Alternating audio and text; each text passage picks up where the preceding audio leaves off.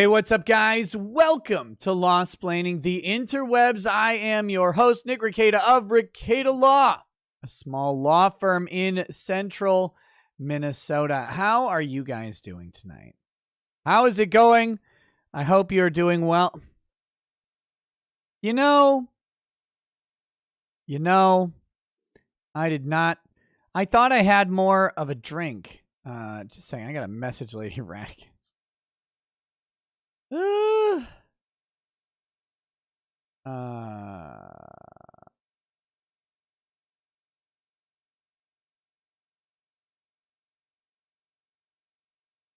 Whoa, this is good TV right here.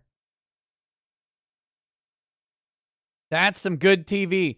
Watching me send messages to my wife. That's the top quality content you guys get to experience on the Rekieta Law-Splaining show. Okay, how's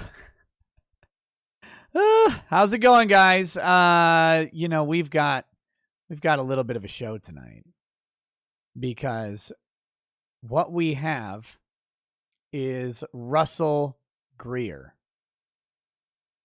Russell Greer, the weirdest weirdo on this side of the internet. He is a serial lawsuit filer. He is a proponent of not only legalized prostitution, but forced prostitution. He is a man of paralyzed features and a man lost in his own, issues. I don't know how else to describe it. He's a strange individual, and he has sued, like so many other lost individuals, he has sued the Kiwi farms. So that is pretty interesting to see. We will see how that goes for him as we read through the latest updates in this lawsuit. So I hope that's what you're ready for, because that's what you're actually getting tonight. I'm looking kind of rough. Am I going to make it? So here's part of the problem. I have light, and it's above my monitor, and so it comes down, right? I have studio lights, which means that it puts the shadows under the bag skin, the old bag skin under my eyes. And so it emphasizes those shadows, and it looks even worse than I normally look, which is hard to imagine, looking even worse than normally. So what I need to do and plan on doing is getting a light that is below me that will shine up this way, but I just haven't done it yet. I just need a countering light to do that. But that's a foundation. I'm not putting makeup on. I'll buy 1 million lights before I put makeup on for a fucking show.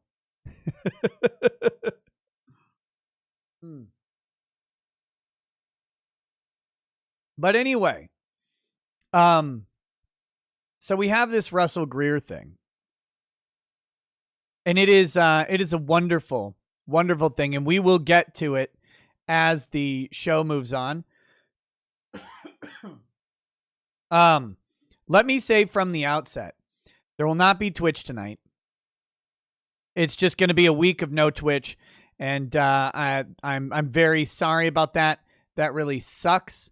I don't want to go a week with no Twitch, but tomorrow morning I have to get up and go teach because our homeschool co-op has revved up again, which means I'll be teaching a class, and somehow I got put on the earliest possible class, which is awful.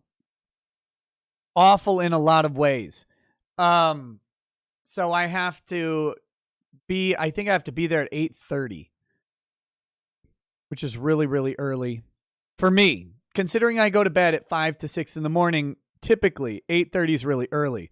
Then after that, I have a whole day of stuff to do, leading up to leading up to this event that Lady Rackets and I are attending for the rest of the week and the weekend. And that means, of course, there's no scheduled show for Thursday or Friday. Those I'll have to play by ear. I'll have to play by ear on what I can do stream wise. They will not be regular streams. I will see if something's possible. If the Vic decision happens to drop on Thursday, I mean, I would imagine there will be some kind of stream. I think that's probably a safe thing to say. That is, we'll have to see though. We'll have to see how everything works out. I'm not particularly anticipating the Vic decision, except that it would be God's funniest outcome to punish me by having the decision come out tomorrow. So we'll see on that one. Flashcast, I will basically guaranteed not be on. Basically guaranteed I will not be on Flashcast. What is this? Why in the hell did YouTube allow members to make special comments? What kind of stupid plan was that? What is this garbage? This is a terrible plan. So, anyway. Don't they know I'm trying to grift? Giving members unfettered access to highlighted comments does not give me more money. That's not a propel. But thank you. It is close enough. You got distracted in the 10 seconds between getting a message and getting to the drink area? What happened? Oh, did you? Yes. What's your good decision? I decided to rewatch Enterprise. Again? I only watched it once. I know, but why? Why would you do that to yourself? Because there are parts of it. But because it was only a good decision because I got through the intro song, and you know how I feel about that song. Do you see what YouTube did to me? No. Do you see all these green comments? That's where super chats go, but those aren't super chats. It's from members who pay monthly or whatever. But look at this. Why would you do this? This is a terrible plan. I don't know, man. I'm so pumped. I just heard that song again. And you know, I hate it because it's garbage. No, I love it because it's that garbage. Song is so bad. It's the flippin' worst. Oh, it makes me so happy. And you know, I sat and I pantomimed it.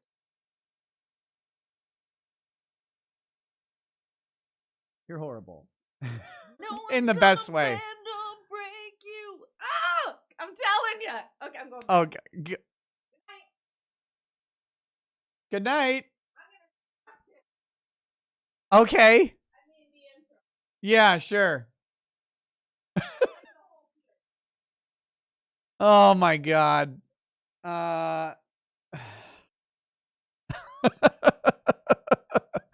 Okay. So now that we've established that I officially hate YouTube, why on earth did they think? Is there a limit? Is there a limit, like, to how often you can do these comments or something? I don't know what is going on with this. You can only do one? Okay, thank Christ. That would be too much. One per month is fine. All right. Okay. I was gonna call YouTube and say, what in God's name are you thinking? Why would you do this? What is your problem? We're sitting here trying to grift, and you are killing me on the grifting. Oh, idiots. Okay.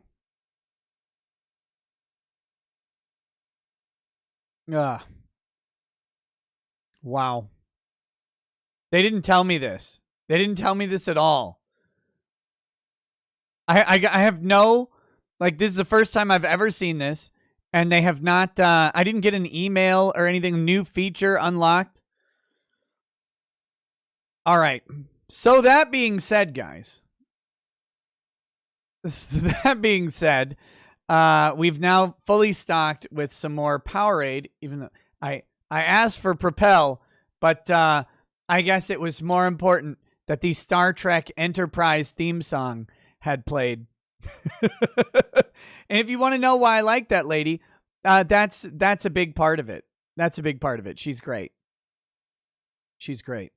So with that, the other stuff going on, I don't know if you've seen this, but Donald Trump has sued Mary Trump along with the New York Times for $100 million. 100 million. It's a lot of millions. 100 of them. Wonderful amount. A good, clean amount.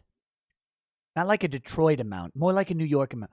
Anyway, $100 million that he's suing them for. He alleges that Mary Trump violated her non-disclosure agreement that she signed. So that will be interesting to see if that's a real thing. I have no idea. Presumably, they would have to produce a non-disclosure agreement, or at least part of it, to establish that there is one. And it's related to the disclosure of his taxes. He said that she was the person who lifted the taxes illegally, or the tax information, and turned some of that over to the New York Times. And then he's suing the New York Times. Now, that's a harder case. If she had a non-disclosure agreement and violated that, he's got a pretty straightforward case. If the New York Times doesn't necessarily have a good case against them unless he can prove that they in some way facilitated the illegal procurement of the information. And that's a harder case to prove, but maybe they can do it. Yes, Mary Trump is his niece. Mild 816. I haven't had Milo's in a while, and I'd say it's my fault, but it's actually Walmart's fault and my fault combined. I went a while back and I bought a bottle of Milo's, and I was stupid. I didn't check the expiration date on the bottle of Milo's. Always check the expiration date, because Milo's is just tea, water, and sugar. That's it. So if you don't check the expiration date and it's expired and you drink it, you will drink liquid mold. And it is very, very disgusting. It is very, very disgusting. It is awful. And I would not wish that upon anybody. So be very, very careful about, any tea that you buy that is not loaded with shitty preservatives will be really good. But if like a store just decides to leave an old one on the shelf and you go buy it and it's already 2 weeks past its expiration date when you bought it, and you don't look and you take a sip and then you spit all over the place and try and throw up to get the horrid taste out of your mouth and replace it with vomit. And then you look at the expiration date at that point and realize that it was already 2 weeks expired. Then, that's how your life sometimes goes. Yes, I haven't bought Milo's in a while because now my brain is thinking of that, which is gross. And so it'll be a bit. But oh my God, this is the absolute worst feature YouTube has ever created. God, I hate them. All right, let me start reading these because, well, I've got to read them at some point. And so I'm going to going to, as a thank you to the members, I'm going to read the membership chats when they come in.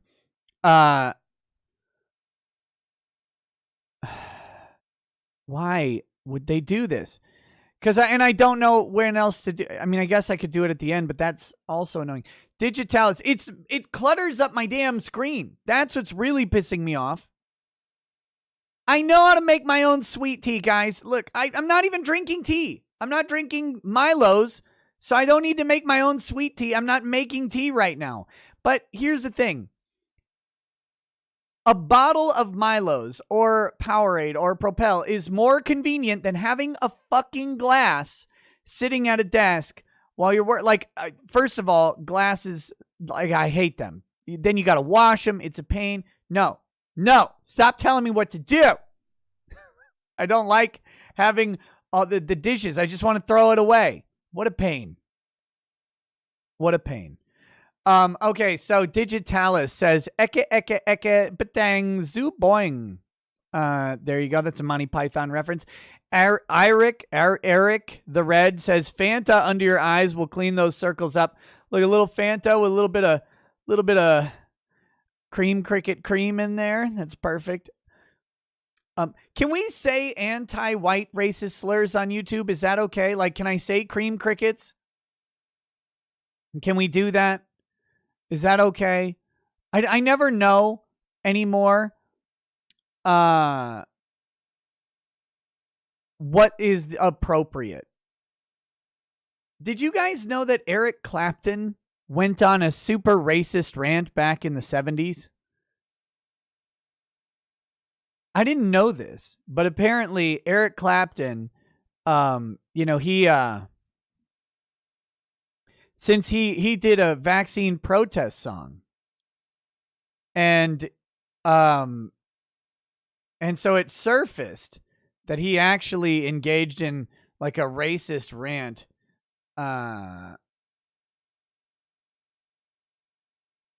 Let's see. Is it on YouTube? Oh, man. So I type Eric Clapton racist rant into YouTube, and it has an independent fact check from Snopes. Oh, maybe I wonder if the Snopes guy is going to fact check himself on raping his wife every morning. I wonder if that's going to happen. But fact check by Snopes. The question is, did Eric Clapton once unleash a racist rant on stage? This is on YouTube. Search. This is weird. And it said, claim at a concert in 1976, Eric Clapton went on a racist rant using deeply offensive racial slurs and calling for the deportation of non-Whoites from Britain. And the rating is true. God, don't you want to hear it? I want to know. I want to hear it.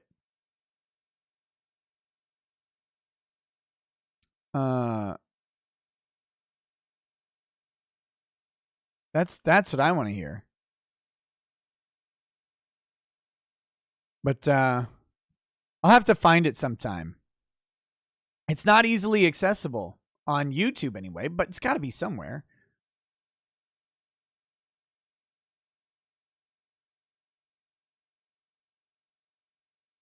Okay, here we go.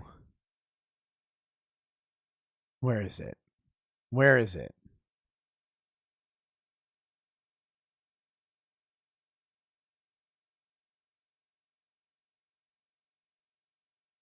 Oh, you didn't like Jamaicans. I've got text of it. There's got to be some audio somewhere. I'll have to find it sometime and play it because it sounds fun. It sounds fun to listen to. Some star loses mind. That's always great. Like when Michael Richards did it or whatever. It's always good times. Ravonies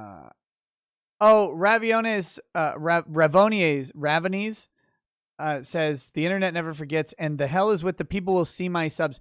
It's just that I've turned on subscriber only chat, which I do for most nighttime streams these days because it cuts down on the bots. It just means that if you if you chat, people will know you subscribe to the channel because it's subscriber only chat. That's what they mean. So, I don't know. I guess.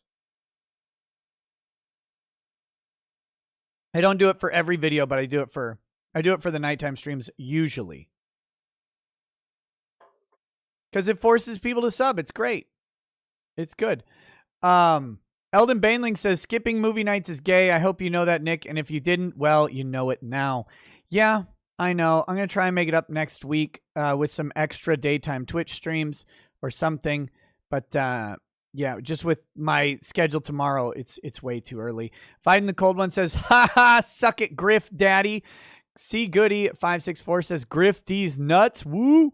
13 Speed Demon says, special messages for a special needs host. Stooge Muffin Stuffin just sent a smiley face. Jim Macabre says, get grifted with some free super chats, nose man.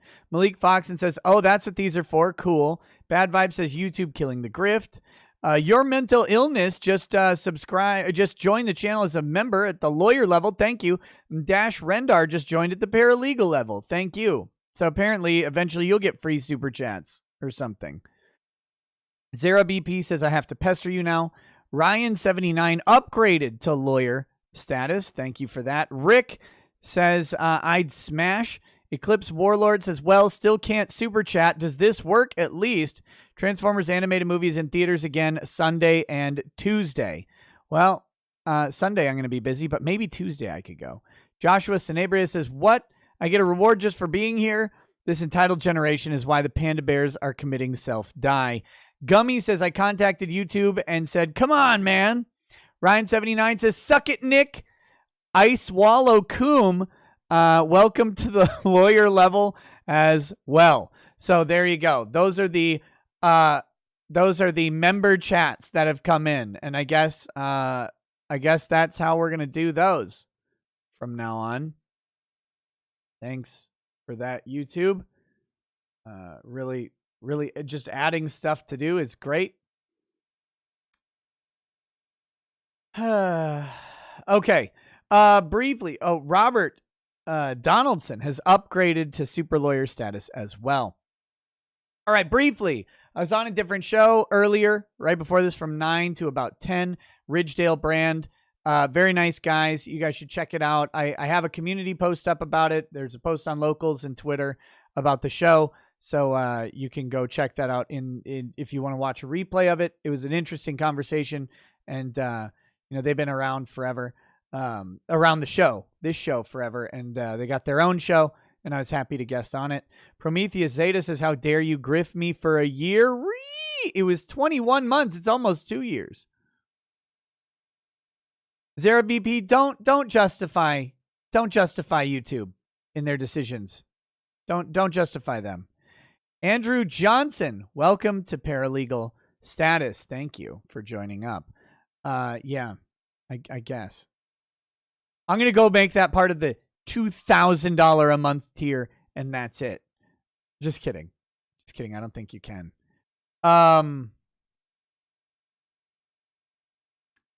Let's see. What do we got? Oh, hey, we are going to do the Russell Greer things, just getting a couple stories out of the way that are very, very important. We have to discuss them as soon as possible. In the world of who could have possibly seen this coming, breaking, Somerset County, Pennsylvania District Attorney arrested for rape and other charges. I don't know how anyone could have guessed that this would occur. What mechanism would have allowed the witchcraft and foresight of seeing this on the way? I mean, no one could have possibly guessed that this would happen with this fine, upstanding looking gentleman. I feel raped right now. Super Iron Bob says, I agree. Being able to show I've given you this much money is lame. Suckers.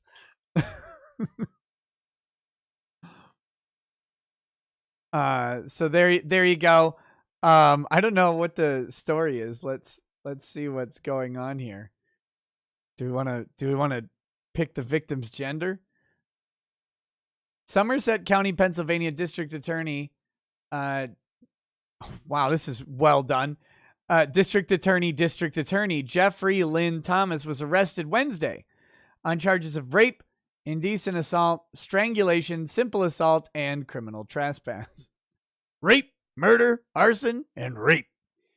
The alleged incident in question happened Saturday night at a home in Winterboro. According to KDKA, Thomas entered the home of the victim without permission and remained there after being told to leave. Thomas is accused of sexually and physically assaulting the female victim inside the residence. So it was a female victim. The charges this defendant is facing for a violent attack are deeply disturbing, said Pennsylvania Attorney General Josh Shapiro. Mr. Thomas is entrusted by the public and hired by your office to uphold the law and serve. Actually, he's probably elected. Uphold the law and serve as a voice for victims. I commend the bravery of the victim that has come forward. That is never an easy thing to do, especially when your abuser is a powerful elected official. Today is a reminder that no one is above the law. And then this guy comes in with the based comment of the night. Unless you're a Democrat like Joe Biden, who's literally committed treason along with almost all of his administration and all the retreads from the Obama era and the Clinton era, when are those people going to get arrested? Oh, I like this guy. Good job, Michael Newman.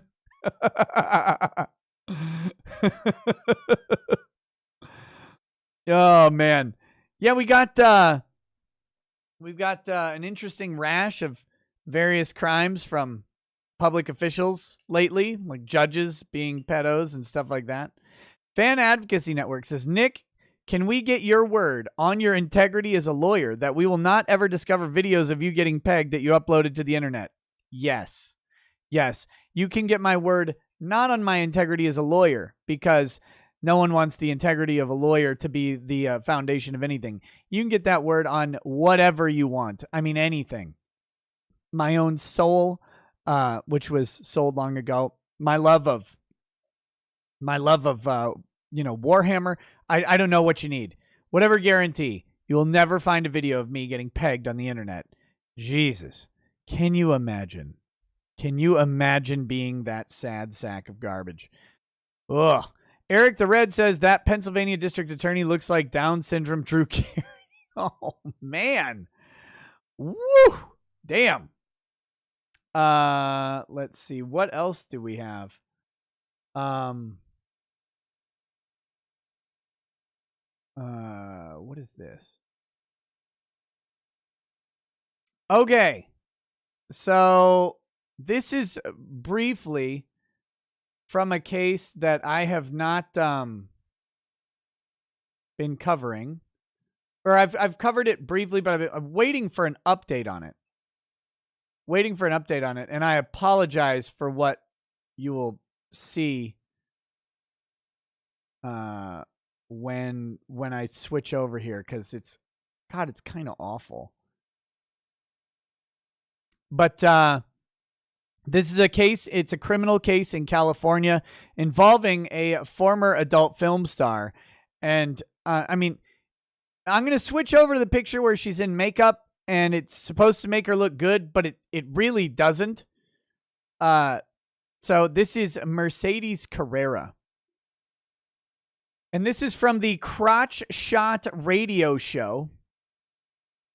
And this is just from today, really. But Mercedes Carrera's life is in danger in jail. And,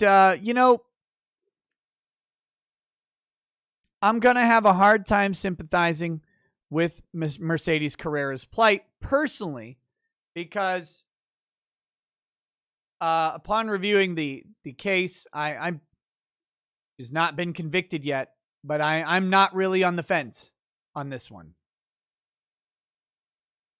From what I have heard about and read about on this case, I'm on the side of the law on this one.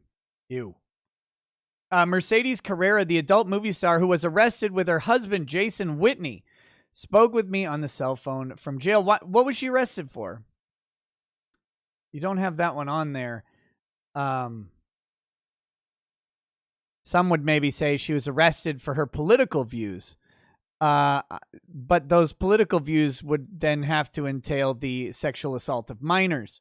So I don't think so. But yeah. I would just caution people who are because Mercedes Carrera was on shows like the Kill Stream and stuff, and everybody's like, oh, she's based or whatever. Be very, very discerning on that one. Mercedes Carrera called me from the West Valley detention. Oh, wait, yeah. They have been in jail since February 1st, 2019, and they're both still awaiting trial. Yes, and their bail, they were originally both denied bail because their crime is so horrifying. Their bail was eventually reduced from unlimited infinity to $2 million bail. $2 million bail on Mercedes Carrera. Mercedes Carrera called me from the West Valley Detention Center. She was in quarantine after contracting COVID-19 after the jail placed an infected homeless woman in her cell. According to Mercedes, whose real name is actually Melinda Smith, the homeless woman refused to bathe because she did not want to wash away the smell of her boyfriend off her body. God, this article is written terribly, but that's a funny line. I don't want to wash off the smell of my boyfriend. I love... Oh, gross.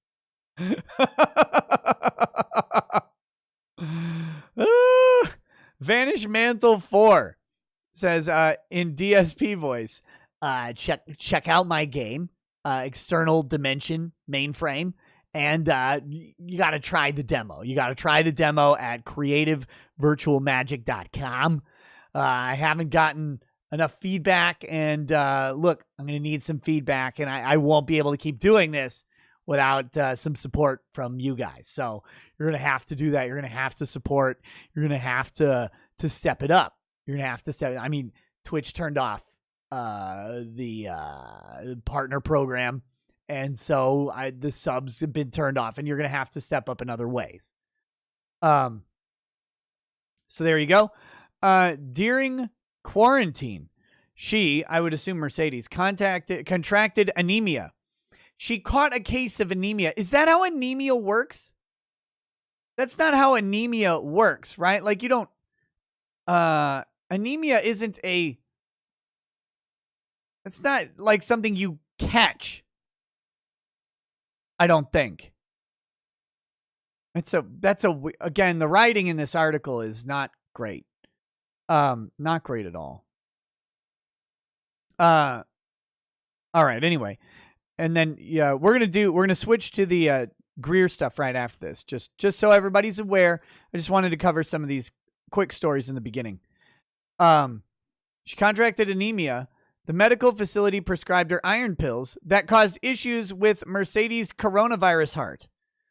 When she complained about period, no uppercase. What is happening? When she complained about feeling complications, they switched her to liquid IV. Oh, which is better than a solid IV. You know, when you do a solid IV, that's a very, very, that's the real, that's dangerous. You got to have liquid IV. The liquid IV gave Mercedes the same complications. Mercedes has a family history of heart problems.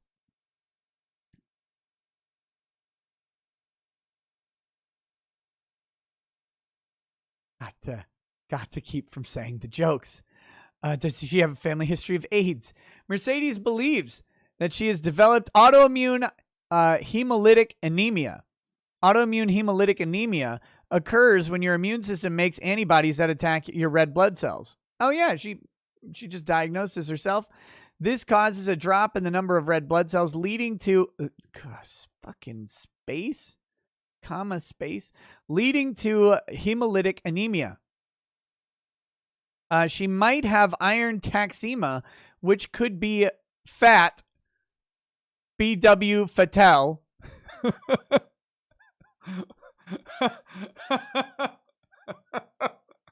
Did you just type this on your phone? What is happening?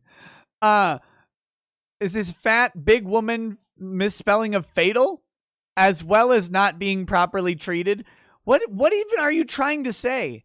The jail medical facility refuses to give Mercedes a direct anti-globulin test, a DAT, give me DAT test, for the autoimmune hemolytic anemia. Merck Tuides is facing a no-win situation. Either she dies via iron poisoning or from their non-treatment. The guy who wrote this is killing me. She is the direct anti-globulin test, DAT. You once you put it in parentheses the first time, the point of doing that is that you don't have to say it the other times. You just use the parenthetical. Determines whether your red blood cells, RBCs, circulating in the bloodstream are covered with antibodies. You've said red blood cells multiple times already in this piece. I think. Maybe not. Maybe it was in the quick article I looked at on anemia. The antibodies that are attached to the surface of the RBCs are responsible for their destruction. She's being treated by Arrowhead Regional Medical Center Emergency Department, who are in charge of the medical care of the jail. Period, space, lowercase. Ironically enough, this department is ran by Mercedes Carrera's ex-husband, Dr. Louis Tran. Uh-oh. Thought Patrol.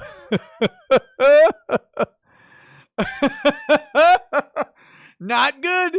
You don't want that to happen. Wonder what the circumstances were of that breakup. This isn't ironic, though. This isn't an Alanis Morissette song. This is not ironic. This is coincidentally, this department is run by Mercedes Carrera. It's not even coincidental. It's just incidental, actually. Incidentally, this is not an ironic situation.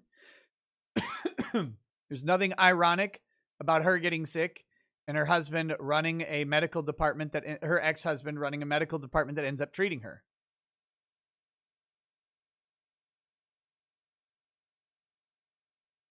This could be a direct conflict of interest. Nope. And could be seen as her ex-husband trying to kill her. I mean, no, it can't. What are we talking about? This could be seen as... You're right.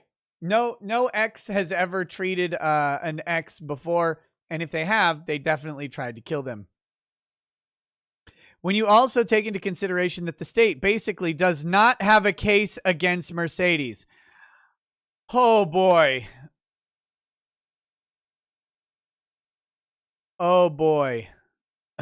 It's I have something in my throat. I have some Fanta in my throat. That's what's going on with the coughing. Again, guys, I will humbly suggest that the state has an extremely good case against Mercedes from everything I've seen.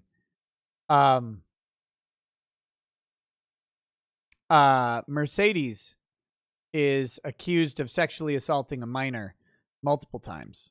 The minor happens to be her own offspring. So, and the minor's the one who reported the sexual abuse. I mean,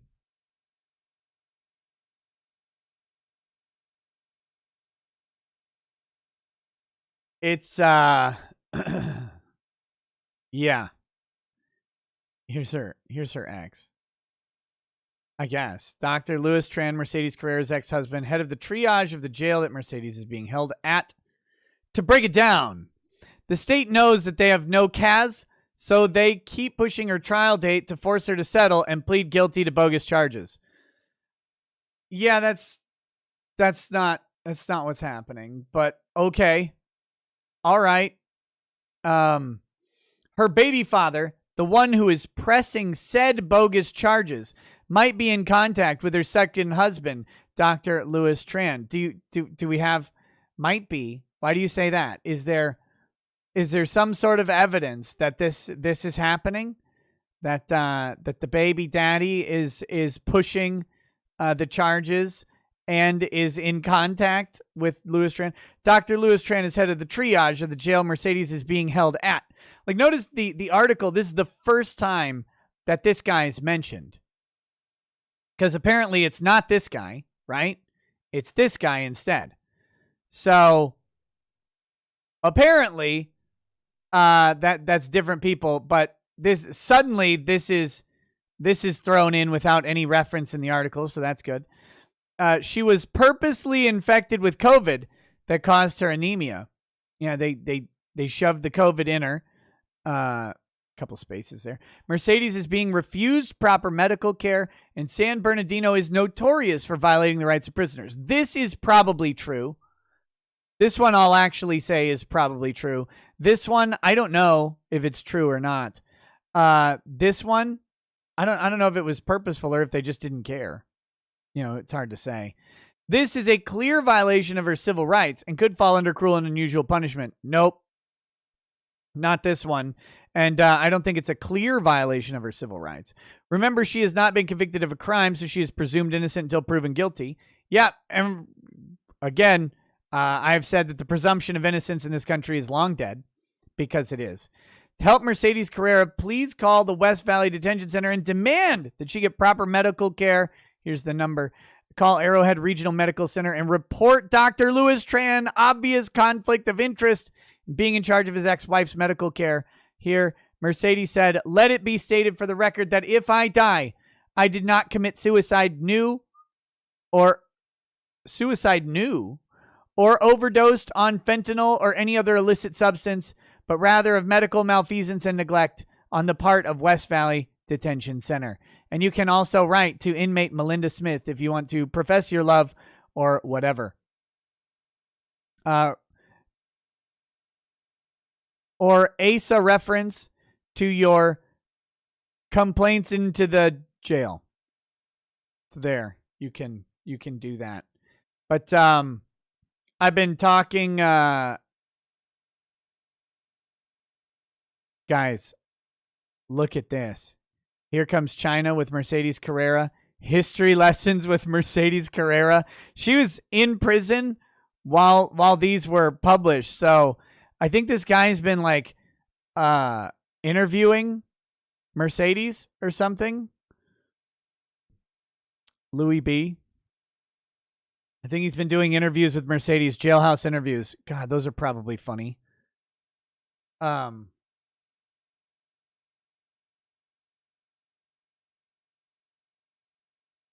Wow. Yeah, so that's Mercedes and an update on her case. I've been waiting for something to actually happen in her case because I would love to cover the case itself and talk about what's going on. But the trial date does keep getting pushed back. You know, if she got coronavirus, that'd be one reason that the trial date would be pushed back. I don't know all of the reasons. But clearly she has some opinions that she wants put out through Louis B. So, very interesting. Very interesting. Okay. Let's get to Russell. Let's get to Russell Greer here. And we will see there should be two updates here. Spoiler alert, Russell loses this case. But we do want to check the full updates that have come in. Greer versus Moon. All these Russell Greer cases I have saved. Where's Greer versus Moon? This case was started in 2020. There it is. All right.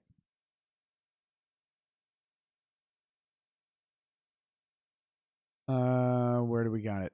So, oh my God. Here we go. So before we get to the actual resolution, Russ filed this just on the 17th of September. So just the other day, Russell filed this other document. Mither and Emmer says, could that article be rewritten, preferably in actual English? I mean, you could. I don't know why you'd want to rewrite it, though. I mean, I have the lips. I have the lips. They're here. They're here.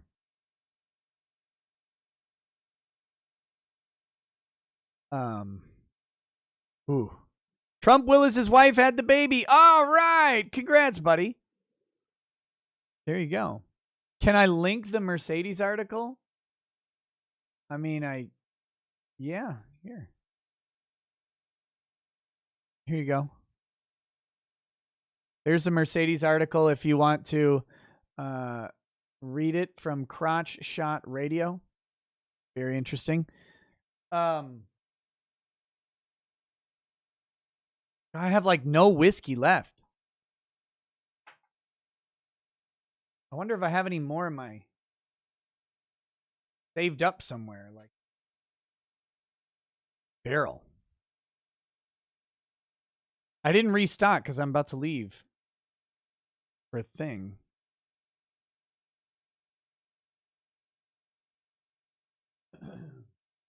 Might as well just pour the rest of this.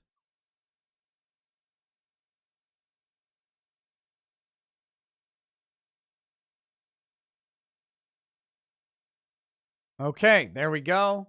There's that.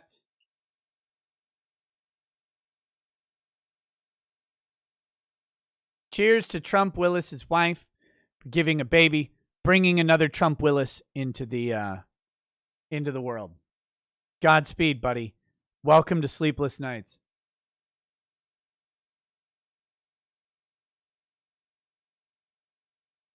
John Dickelheimer. Yes, I've been looking at that rare breed story, and I might actually do a stream on it soon. We'll see. Okay, let's jump into this. So, if you don't remember, Russell Greer is he's America's weirdo. Russell Greer suffers from a symptom called, or not a symptom, from an affliction called Mobius syndrome. It means that from birth, his face is largely paralyzed. His eyes cannot move independently of his head. So to look around, he has to look around, right? That song, Shop Around, is actually offensive to him because of that. He has to physically move his head to look in a different direction. And his lips do not touch because he has Mobius syndrome. So his face is largely paralyzed. His lips don't touch. Makes things like chewing, drinking, speaking very, very difficult and also disgusting. Now, I want to warn you, if you are not familiar with Russell Greer, if you do not know who Russell Greer is, you will be tempted to feel compassion and pity for Russell Greer as he is mocked for his Mobius syndrome. There are lots of people with Mobius syndrome who are not awful. Russell Greer is not one of those people. Russell Greer is a consistently ridiculous and also terrible, albeit lovable, lolcow on his own. The Mobius syndrome is not why people make fun of Russell Greer. The Mobius syndrome is just one affectation of the nasty character of Russell Greer. Do not give in to your initial temptation. His disability is your weakness more than it is his. He is a complete catch you next Tuesday scumbag all on his own. Okay? Russell Greer has legendary stories. He wrote an entire book on why he sued Taylor Swift, like the first or maybe second time. I believe he has sued Taylor Swift now 4 different times. He has lost all of them. He has sued Taylor Swift because he wrote and composed and paid someone else to perform a song for Taylor Swift. Definitely not for her to sing to her audience, but just as a gift. And she rejected that gift, like so many people, including his biological parents, have rejected him. And in doing so, Russell Greer went on a years-long crusade against Taylor Swift to try and force her through the court system to accept and acknowledge the song that he slaved over for 2 years making. No, I'm not kidding. That was actually the basis of the lawsuit. But to be fair, he did offer to settle the lawsuit, even without her hearing the song, if he could just have a dinner date with her. But not a date, though. Just meet her over dinner and talk about it. And we should all, maybe, depending on your opinion of Taylor Swift, be either glad or sad that that didn't happen. Because, if Russell Greer won a court-appointed dinner with Taylor Swift, that Taylor Swift would be mailed to different states in various size garbage bags in multiple pieces. That is just how it goes. When Taylor Swift was not the object of Russell Greer's affections, he did the same or similar things to Ariana Grande, Katy Perry, a random stripper, a girl who worked at the Bunny Ranch. He has gone through so many different lawsuit targets and targets of his affection that it is hard to imagine a more pitiable human being who does not deserve pity. He's actually a scumbag. So again, don't be dissuaded by his awkward disability in thinking that he deserves, some measure of compassion. He does not. He does not. Not that any human deserves compassion. That kind of defeats compassion in general. But Russ is specifically undeserving for being a complete dirtbag. So there is that. And we the best part is we will only get to see how Russ's behavior escalates in light of being blown out again. So on the September 17th, long story short, when you have someone with as many gifts as Russell Greer, they will eventually end up on the Kiwi farms. It is a matter of time. It is a matter of time. And Russell Greer, of course, was on the Kiwi farms. And in fact, he has sued the Kiwi farms because of this. Like so many other cows, he has decided to sue them for what they said about him on the internet. Now, Russ had this theory, however, of an alternative method for a lawsuit, because you must know that Russ is also a paralegal, or at least was at some point a paralegal, and fancies himself smarter than every lawyer who's ever existed. Russ believed that he could sue Kiwi Farms on something called contributory copyright infringement, which is this theory that Kiwi Farms contributed to an instance of copyright infringement of Russell Greer, notably of his book, Why I Sued Taylor Swift, which was uploaded to Kiwi Farms by one of the users. Now, of course, Russell Greer did not sue the user who uploaded the book. He attempted to sue Joshua Moon and Kiwi Farms, the entity, failing to consider the reality that neither of those people were responsible for uploading the book. But he had a theory of contributory copyright infringement in which they enabled the book to be uploaded, therefore they were to blame. That is not how it works, but that was Russell's legal theory. In the same way that when he sued Taylor Swift, his legal theory was that Taylor Swift and every celebrity should be required to publicly acknowledge every single gift that they receive from fans, or publicly disclose at every public appearance that they made, or with every announcement of a gift, that they will not be disclosing every single gift and thanking every single fan who gave it to them, because that way the public would be warned against the harm that they would otherwise sustain by not being recognized by their celebrity crush. And again, I can only wish I was kidding, but that is why Russell Greer demanded $100 million from Taylor Swift through the court system. I am forgetting Greer's arch nemesis, Greg Skordas. Greg Skordas is the attorney who is Russell Greer's arch nemesis in Utah.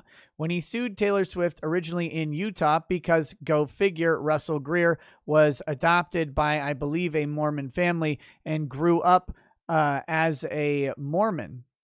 He is no longer a Mormon, from what I understand, in his definition. I don't think the Mormon church lets you leave. They're like, nope, Jesus is coming for you anyway, from the planet Kolob. But he does not identify himself as a Mormon anymore.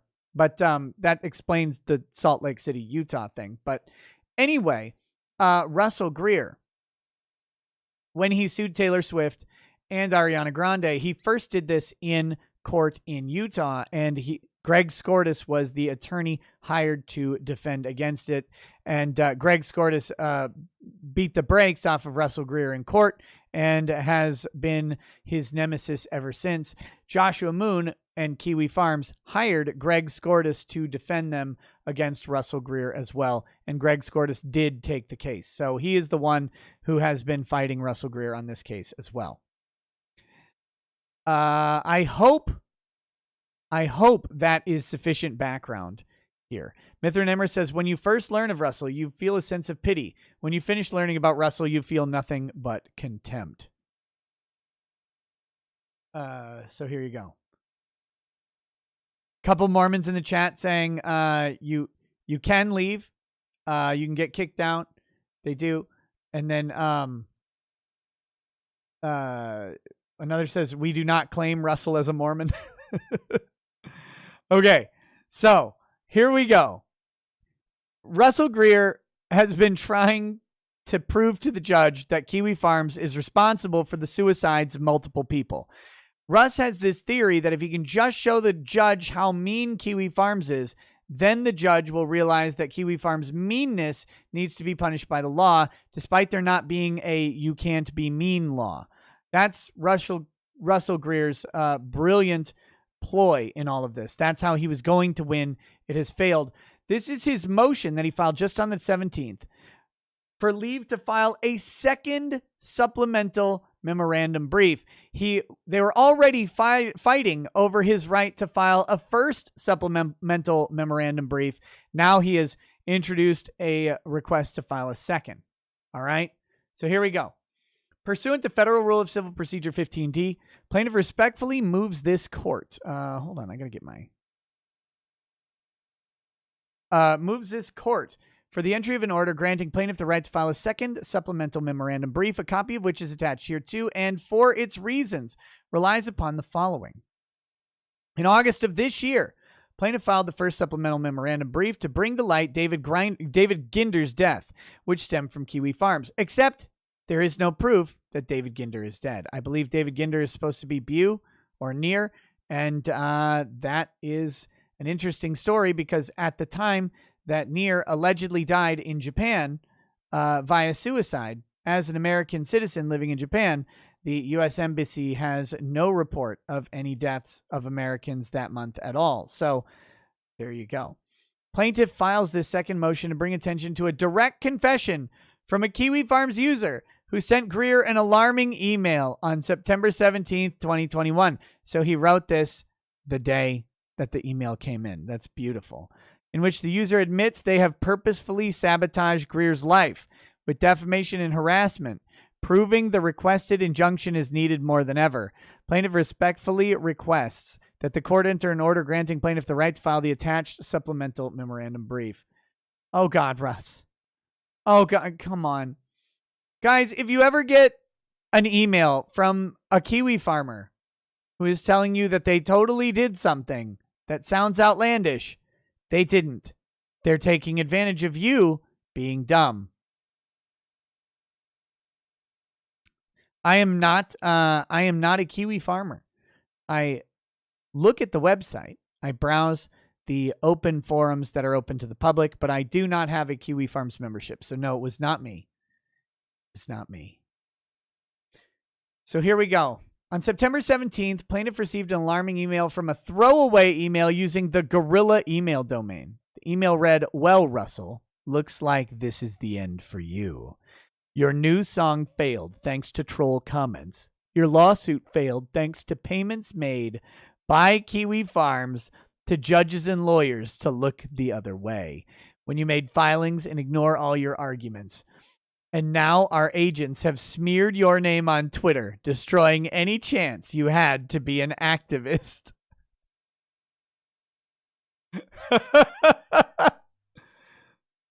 He believed it. No disabled people will ever be allowed to succeed. The fact is, You could have been the leader of a new generation of disabled activists. But thanks to us, that will never happen. But you should feel flattered. This has been very expensive, very difficult operation. Believe me, influencing court outcomes against a skilled paralegal is not easy or cheap. You are a worthy adversary for us, but we finally won.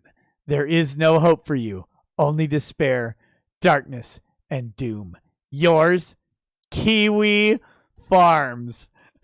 After the email was attached, a photo of Adolf Hitler.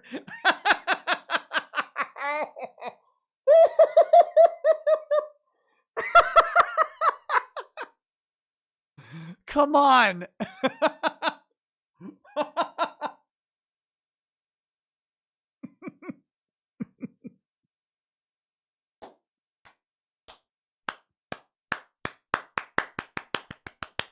That's amazing.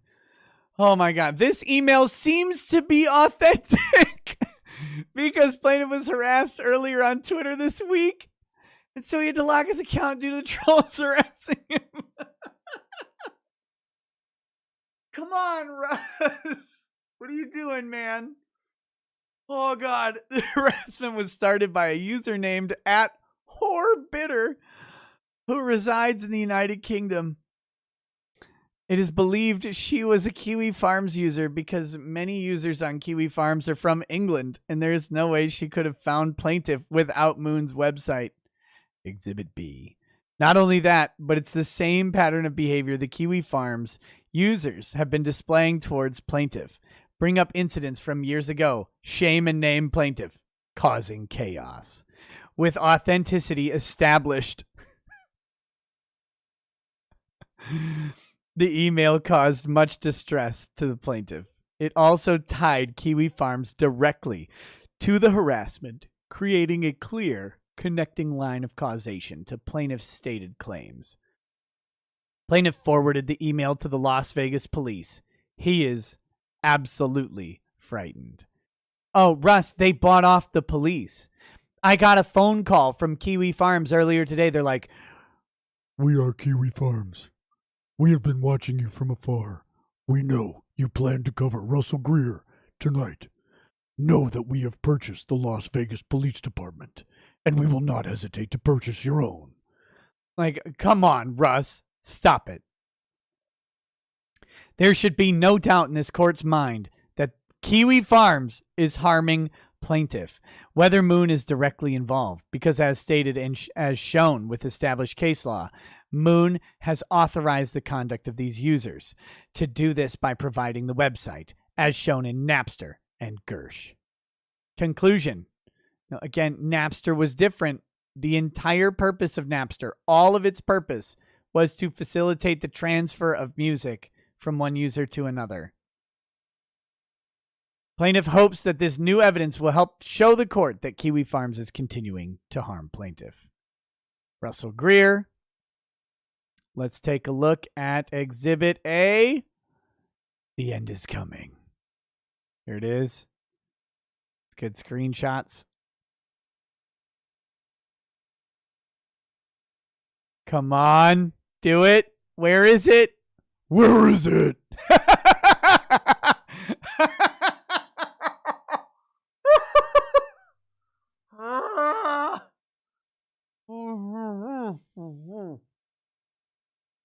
Okay. Exhibit B. So this is from whorebitter. Client task force, advocate for removing men's rights, hooker alt, rain, she, her, they, them.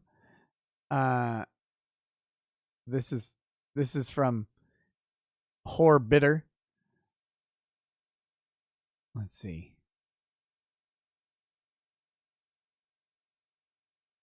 Wait. Yeah, they literally tagged each person who followed me on my pack Twitter and warned them about me. It's insane. So I had to put the Twitter on private. Just makes me feel less of a person. I just don't understand what they want. They want what any bully wants, to feel better about themselves. Sorry for the late text. Want to let you know that the trolls are now targeting my PAC's Twitter account and warning my followers about things I said 5 years ago. And the certain person doing this is in the UK. This is insane. Feeling a little sad. Okay, Russ. All right. There you go. So this is Russell's motion. He wants to introduce this supplemental memorandum brief. So the judge got that, and then the judge made an overall decision.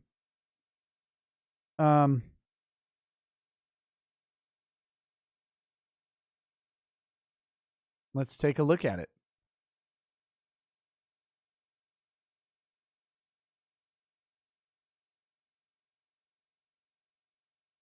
Let's see. Pro se plaintiff.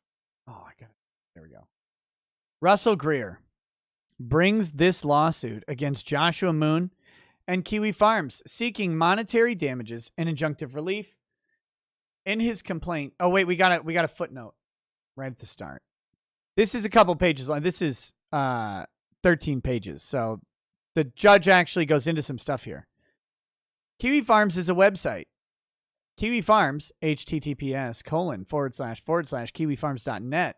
Last visited September 21st, 2021. Are the Kiwis proud?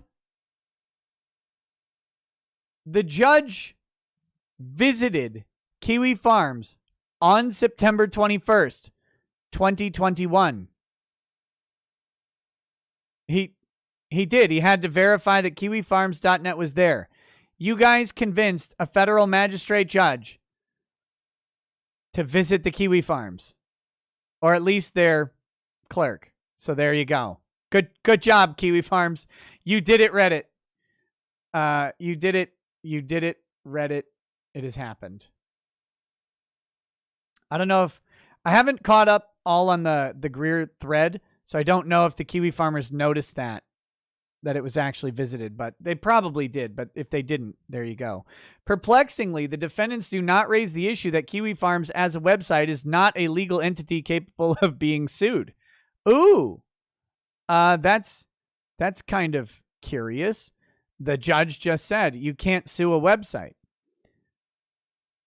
which is true. I guess you can't sue a website, and Kiwi Farms, I think, is owned by Josh Moon, but maybe also an entity.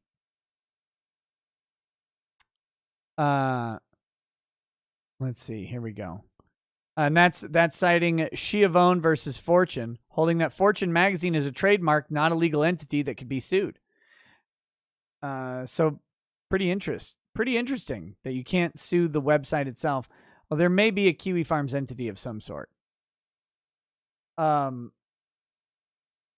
Seeking monetary damages and injunctive relief. In his complaint, Mr. Greer raises 5 causes of action against the defendants: contributory copyright infringement, electronic communications harassment, false light, defamation, and defamation by implication. The defendants now move to dismiss all 5 claims under the Federal Rules of Civil Procedure 12b-6 for the following reasons. The court grants the motion to dismiss and denies all other motions. Lolcow LLC was an entity, but I don't know that it's actually still registered as an entity or that it exists anymore.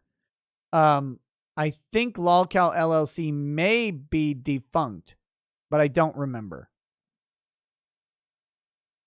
Factual allegations. All factual allegations come from Mr. Greer's complaint. The court accepts them as true for the purposes of this order.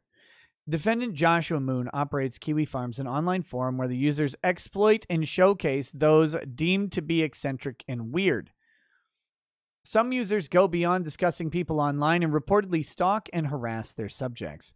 Plaintiff Russell Greer became the target of Kiwi Farms users' acrimony after he filed a lawsuit against a famous pop star in late 2016. Some users began harassing him, even going so far as to call his employer. In response to that harassment, Mr. Greer self-published a book about the lawsuit, hoping to tell his side of the story. And tell it he did. By the way, you can access commentary on Russell Greer's entire book, chapter by chapter, in a series of videos that I recorded with Sriracha a couple years ago.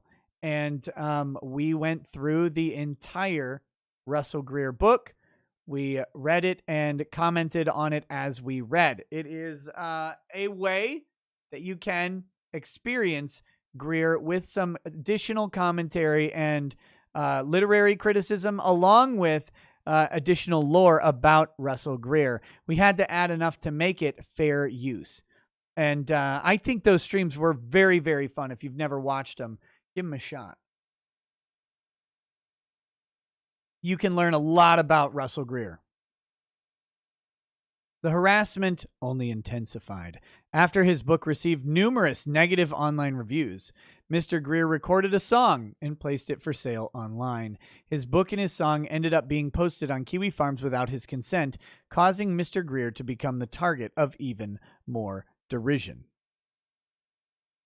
In April 2019, Mr. Greer sent Kiwi Farms a takedown notice under the Digital Millennium Copyright Act, requesting that the site take down any posts that infringed on his copyrights. Mr. Moon refused, claiming protection under fair use, and he mocked Mr. Greer's DMCA notice. Since then, Kiwi Farms users have uploaded more of Mr. Greer's songs without his consent. In early 2020, Mr. Greer was a defendant in an unrelated criminal case. Uh-oh! This case came to the attention of Kiwi Farms users and soon became a new discussion topic. Kiwi Farms news page even advertised one of the court hearings. July 2020, Russell Greer has a date in court with one of his victims. Mr. Moon has also allegedly appeared on YouTube to discuss Mr. Greer's case. As part of the proceedings, Mr. Greer was required to undergo a mental health evaluation, but the prosecution ended up dropping that requirement. Kiwi Farms users claimed that Mr. Greer had refused the evaluation. Finally, in September 2020, Mr. Greer filed the present action against Mr. Moon and Kiwi Farms, seeking monetary and injunctive relief for alleged copyright violations, harassment, and various speech torts. In April 2021, the defendants jointly moved to dismiss the complaint under Federal Rule of Civil Procedure 12b-6. So there is the issue. These are the issues in this case. These are the issues in this case, and now we will see what happened. Legal standards. So this is the rule. Remember that IRAC thing I was talking about last time. IRAC, intro, rule, application or argument, and then conclusion. So the legal standard is the rule. To survive a Rule 12b-6 motion to dismiss, a plaintiff's complaint must plead facts sufficient to state a claim to relief that is plausible on its face. A claim is facially plausible when the complaint contains factual content that allows the court to draw the reasonable inference that the defendant is liable for the misconduct alleged. The court must accept all well-pleaded allegations in the complaint as true and construe them in the light most favorable to the plaintiff. The court's function is not to weigh potential evidence that the parties might present at trial, but to assess whether the plaintiff's complaint alone is legally sufficient to state a claim for which relief may be granted.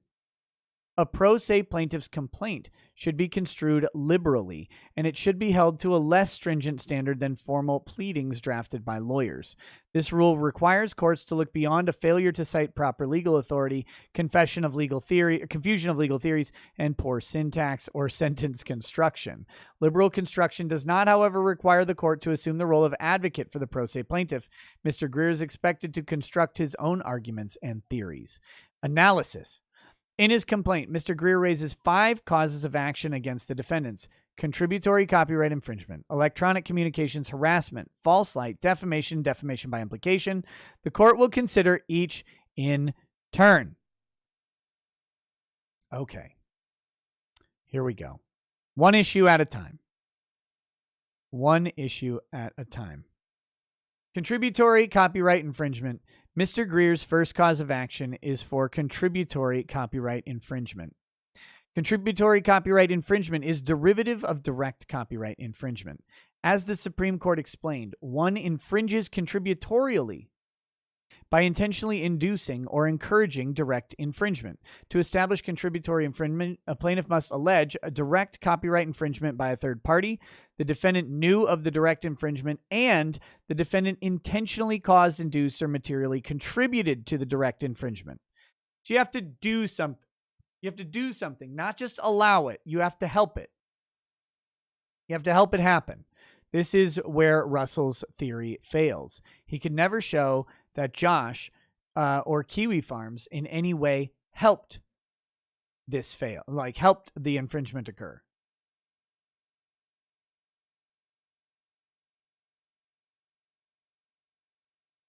Plaintiff can establish contributory liability by showing a defendant authorized the infringing use.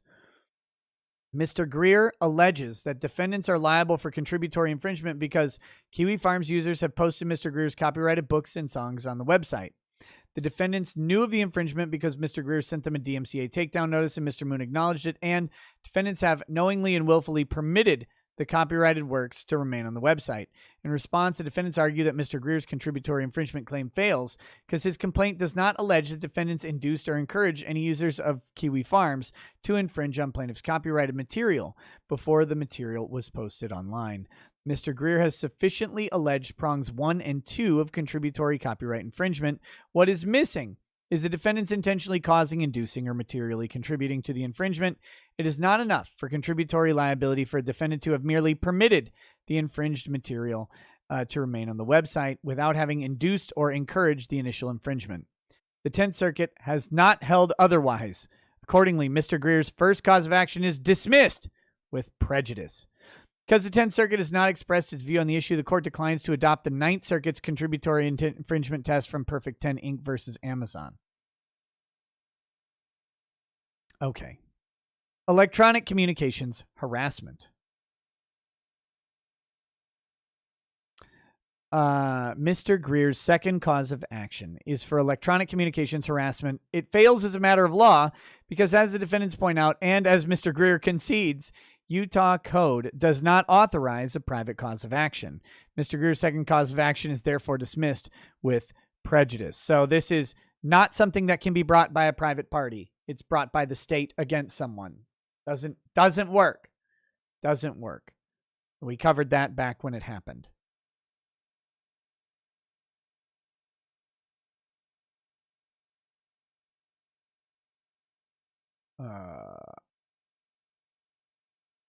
Kiwi Farms in Section 230 of the Communications Decency Act.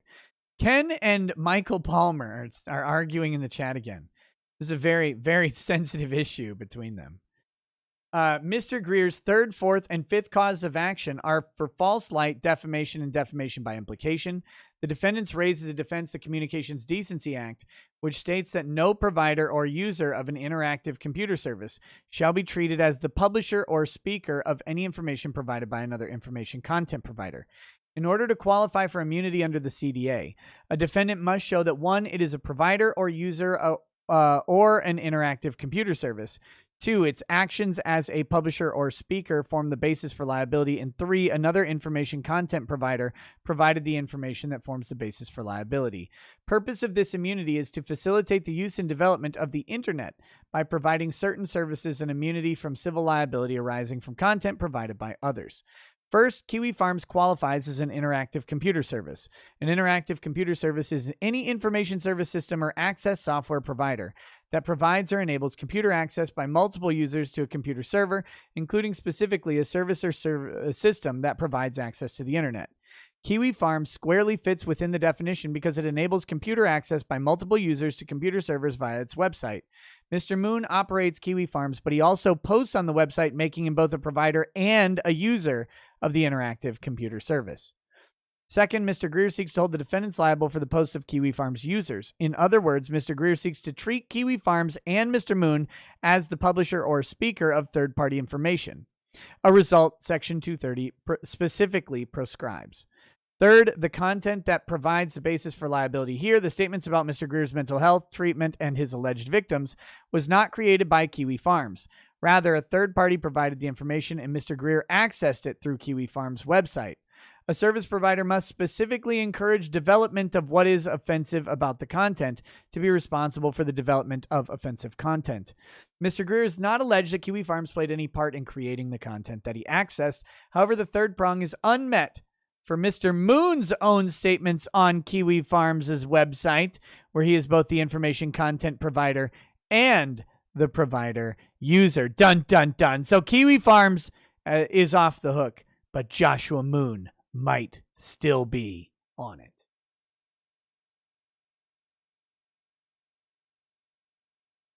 As the 10th Circuit has remarked, The prototypical service qualifying for Section 230 immunity is an online messaging board or bulletin board on which internet subscribers post comments and respond to comments posted by others. Kiwi Farms fits the bill. Mr. Greer's claims for false light defamation and defamation by implication seek to hold Kiwi Farms and Mr. Moon as its operator liable for information originating with a third party.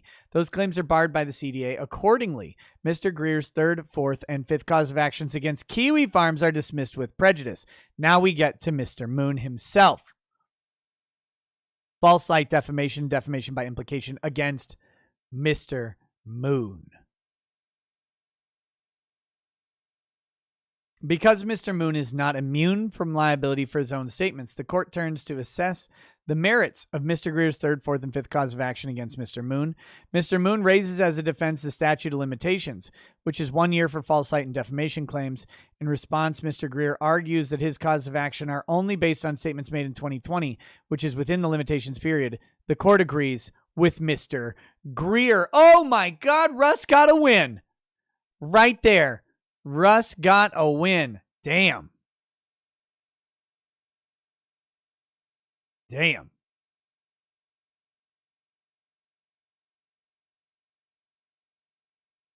False light. A prima facie case for false light requires a plaintiff to demonstrate that the defendant publicized a matter concerning the plaintiff that placed the plaintiff before the public in a false light. The false light in which the plaintiff was placed would be highly offensive to a reasonable person, and the defendant knew or recklessly disregarded the falsity of the publicized matter and the false light in which the plaintiff was placed.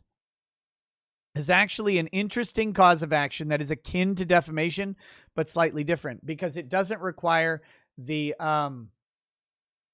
matter itself to be false, I guess. They just have to be put into the...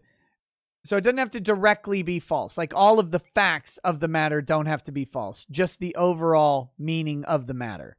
So for example, if you kiss someone, right, that would be true. If you did kiss them and someone said they kissed me forcefully or unintentionally or something, and they somehow raise the issue in a way that makes it out to be something different than what it was. It's similar to defamation, but slightly different. Mr. Greer alleges two sets of facts that give rise to his false light claim against Mr. Moon. First, he alleges that Mr. Moon said that he was refusing to enter a plea deal because he did not want to receive a mental health evaluation. This statement apparently came from Mr. Moon's appearance on a, quote, random YouTube show. Uh-oh. Oh, no. Oh, no. Second, Mr. Greer claims that Kiwi Farms' news page said he had a date in court with one of his victims. Mr. Moon's purported connection to the second statement is that he has given publicity to this case. In Mr. Greer's view, the statement puts him in a false light that he has many victims. As stated above, Mr. Moon cannot be held vicariously liable for any statements but his own. For example, Mr. Greer does not allege that Mr. Moon wrote the victim statement from Kiwi Farms' news page, but merely that Mr. Moon has surely seen the statement. Which is interesting because I would wager that Josh probably wrote that. But I don't know. That'd be just my guess. I don't know how the news section of Kiwi Farms works. As a result, Section 230 would shield Mr. Moon from liability for this third-party statement. Mr. Greer makes little mention of any statements that Mr. Moon has personally made. One such remark is from August 20th, 2020. Mr. Moon left the following comment on a Kiwi Farms thread. "I'll be on Nick's show in a few hours. What up? I feel very underprepared for it. So if anyone wants to cheat and send me some cliff notes about this case or anything in the last year, that'd be Eben. Thank you. Thank you." I don't know what Eben means. I don't think is that supposed to be nice? Eben? That's not even close to a word. Nothing about this statement places Mr. Greer in a false light, nor has Mr. Greer alleged anything specific that Mr. Moon may have said on the YouTube show that would put him in a false light. Oh, Russ, you fool. You're his unwillingness. Russell Greer is unwilling to mention this YouTube show by name to the court. He is afraid to do it. He knows what'll happen. He knows what'll happen is I'll laugh at him even harder. So he doesn't do it. And to his detriment. I don't know what Josh said. I don't know if any of that stuff could have put him in a false light. But he didn't do it. He didn't quote from the YouTube show. Should have done it.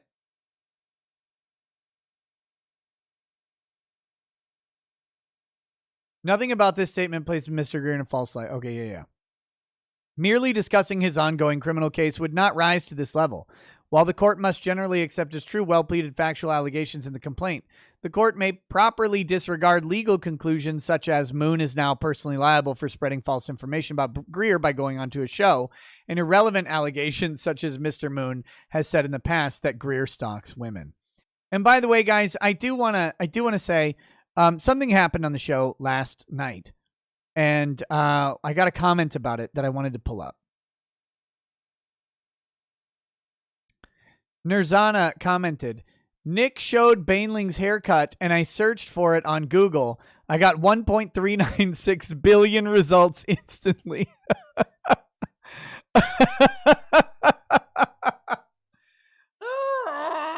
Okay, sorry. That was funny. Okay, back to this. All in all, Mr. Greer Mr. Greer has not stated a claim for false light on these facts. For the first set of facts, it is not enough for Mr. Greer to have been personally offended by the alleged false light. A reasonable person must find it highly offensive. Oh, Russ, you just got wrecked by the judge. As the defendants point out, there could be many non-offensive reasons why someone would not want a mental health evaluation. Mr. Greer has not met his burden. For the second set of facts, Mr. Greer has not alleged that Mr. Moon personally made the victim statement, just that his affiliation with Kiwi Farm should be enough for liability. This type of speech is at the core of what 230 protects. For those reasons, the court dismisses the third cause of action against Mr. Moon with prejudice. Now we move on to defamation.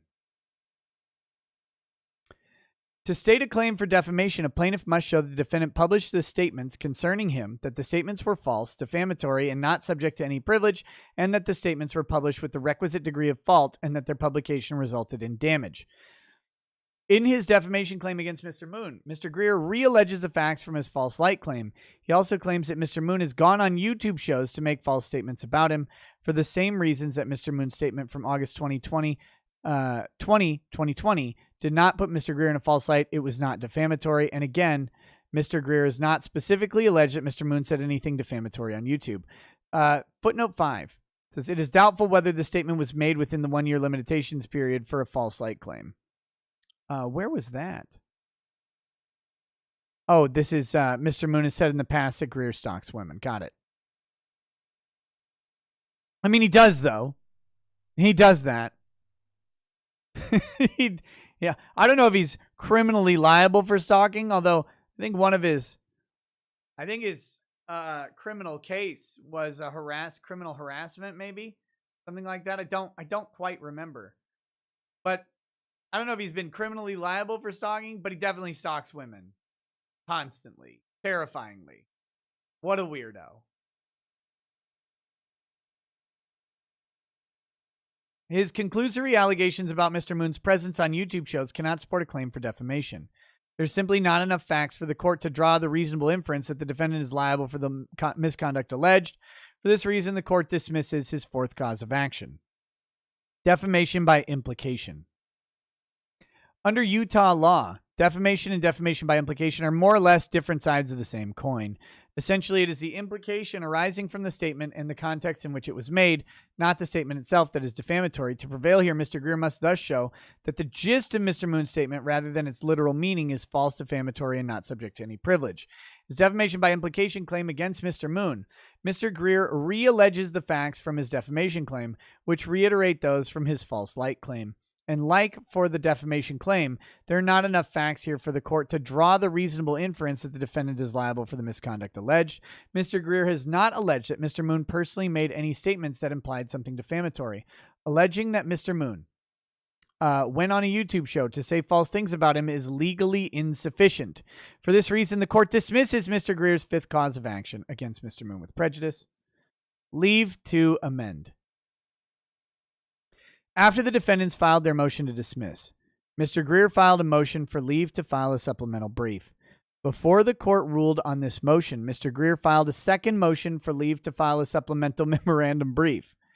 Generally, the standard used by courts in deciding to grant or deny leave to supplement is the same standard used in deciding whether to grant or deny leave to amend.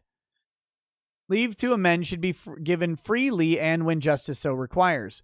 The court has wide discretion to recognize a motion for leave to amend in the interest of a just, fair, or early resolution of litigation. Refusing to leave to amend is generally only justified upon a showing of undue delay, undue prejudice to the opposing party, bad faith or dilatory motive, failure to cure deficiencies by amendments previously allowed, or futility of amendment. A proposed amendment is futile, you can see where the judge is going here, if it would be subject to dismissal for any reason, including that the amendment would not survive a motion for summary judgment or a motion to dismiss. Here, Mr. Greer's first proposed supplemental brief in support of his motion for preliminary injunction, his complaint, is entirely futile. In his own words, Mr. Greer is not trying to supplement his complaint, but rather file a memorandum brief.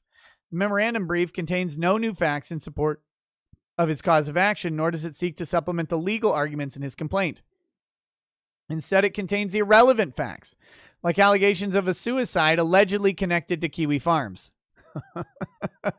Additionally, the memorandum brief is replete with bad faith accusations lodged against the defendant's attorney, Mr. Skordas. Don't do this. Don't do this. Russ and Melinda have not figured out that you don't make allegations against the other attorney unless you can. I mean, you better be able to back them up in full. In full. You don't do this. Judges don't like it. They were attorneys. And you brief and you write on behalf of your client. So you better have all of the ammunition if you're going to accuse the other attorney of being improper in some way that is actually serious. Same thing with the judge. You're going to say, oh, this judge is biased or prejudiced or misogynistic or whatever. Melinda, you better be able to back it up with something other than he ruled against me. His brief is wholly improper. It does nothing to shore up Mr. Greer's case, nor does it give the court pause about granting the defendant's motion to dismiss. Similarly, his second memorandum brief only introduces an anonymous email Mr. Greer received from someone claiming to have inside information about his lawsuit.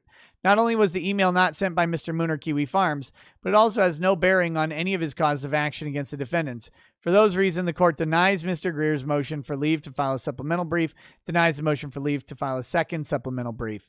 Well, I mean, this just shows that the judge was actually bought. Russell, definitely file something to tell the judge that you know that the Kiwi Farms purchased his undying loyalty and cuckoldry. Like, you got to tell him. You got to tell the judge right away that you've solved the secret through the email. Send another brief. That'll help you. It'll only go better.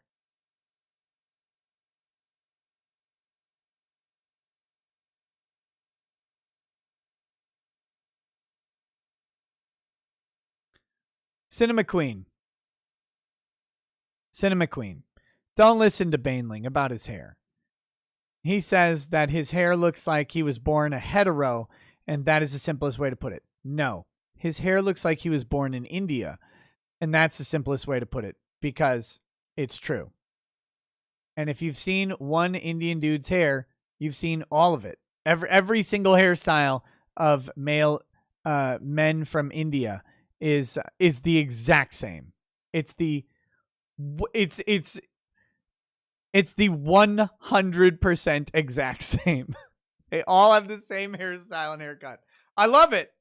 Mumbai's razor. Yes, it's a philosophical truth. We call it Mumbai's razor. Oh, God.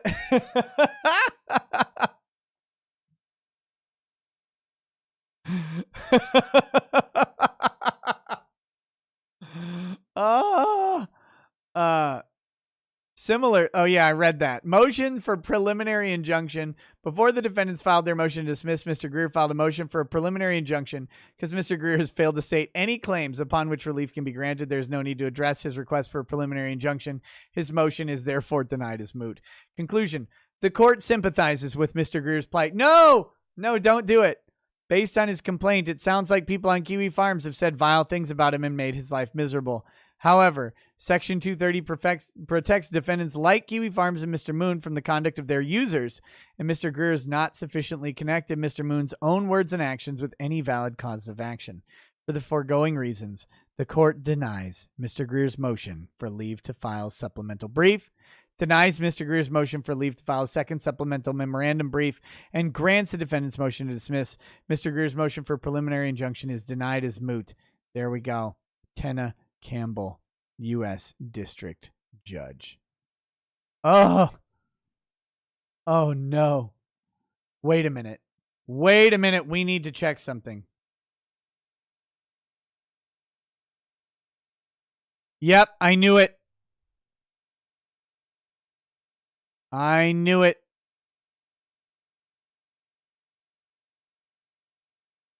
No. No. Oh, no. This is not good. Is this her? Oh, no, that's a different judge. Whew.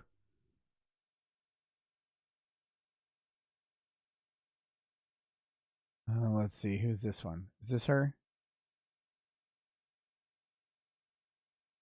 Nope. All right, let's see. What do we got?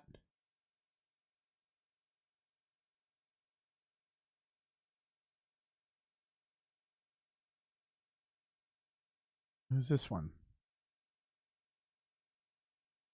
Can we get this? Where is this? How am I having trouble finding these judges?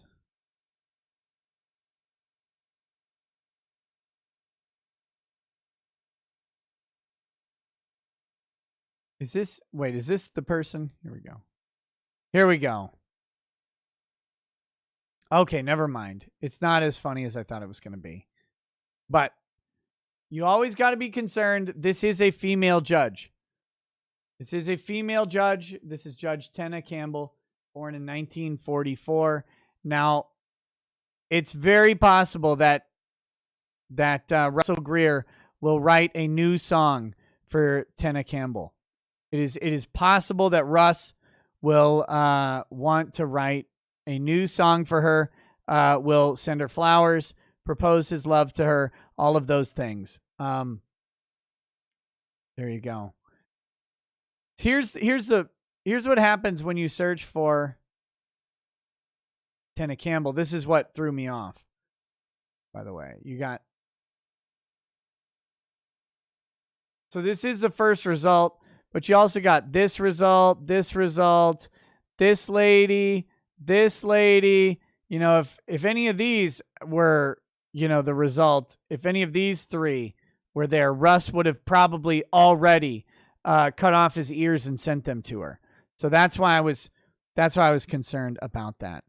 But no, this lady right here went to Kiwi Farms yesterday. She visited Kiwi Farms to make sure that it still exists. And that is all you need to know about this case. So there you go. Russell's saga is over. Yes, I know. She was already memed. I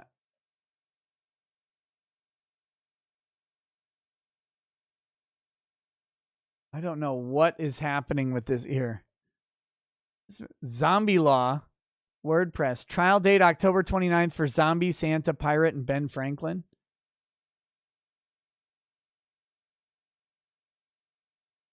Knoxville News' Ed Markham is doing a boffo job keeping the world updated on the costumed protesters of Tennessee nuclear power plant and their claim about violation of their First Amendment rights, and they were excluded from a public comment meeting because of their costumes. This is back when people did blogs. 2013, they're on WordPress. So this is back then. Recall previous zombie law posts about the case. Today in Knoxville News, zombie trial. I don't get. This isn't even the right judge. Is a different. Oh wait, no, Judge Tennant Campbell. Okay, never mind. Sorry. Markham's article does a great job summarizing the case in under 250 words, but for those interested in more details of the case as it stands so far, read the April 17th order of U.S. District Court Judge Tennant Campbell ruling on the motion to dismiss, granted in part and denied in part. Plaintiffs in the Tennessee Valley Authority have until July 15th to file briefs arguing whether or not the case should be decided solely on a review of the records involved. If the judge rules that the trial is appropriate, it will take place October 29th. So there you go. There's the full brief. Oh, Jesus. I don't want to read all that. You guys remember when people wrote blogs? Blogs. Blogging. Bloggery. Blogging. I don't know what a boffo job is. I don't understand 2013 WordPress lingo, so I'm just going to ignore it. That was a top shelf meme right there. Whew. Really nailed it.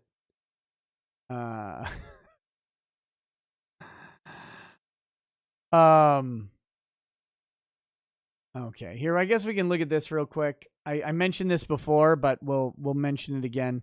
I'm actually going to do super chats and wrap up the show really soon here because I've got such an early morning today. So we're going to probably cut the show a little bit short tonight. But I do want to point out, here is the article. Trump suing New York Times and his niece over the tax report. It's from Axios. Former President Trump filed a $100 million lawsuit against the New York Times and his niece, Mary Trump, on Tuesday over the news outlet's 2018 reporting on his tax records, Daily Beast first reported. The suit, filed in New York's Dutchess County, alleges New York Times journalists engaged in an insidious plot to obtain confidential and highly sensitive records, and that they convinced Mary Trump to smuggle records out of her attorney's office and turn them over to the Times. So he is alleging that the New York Times journalists actually participated in the illegal procurement of records.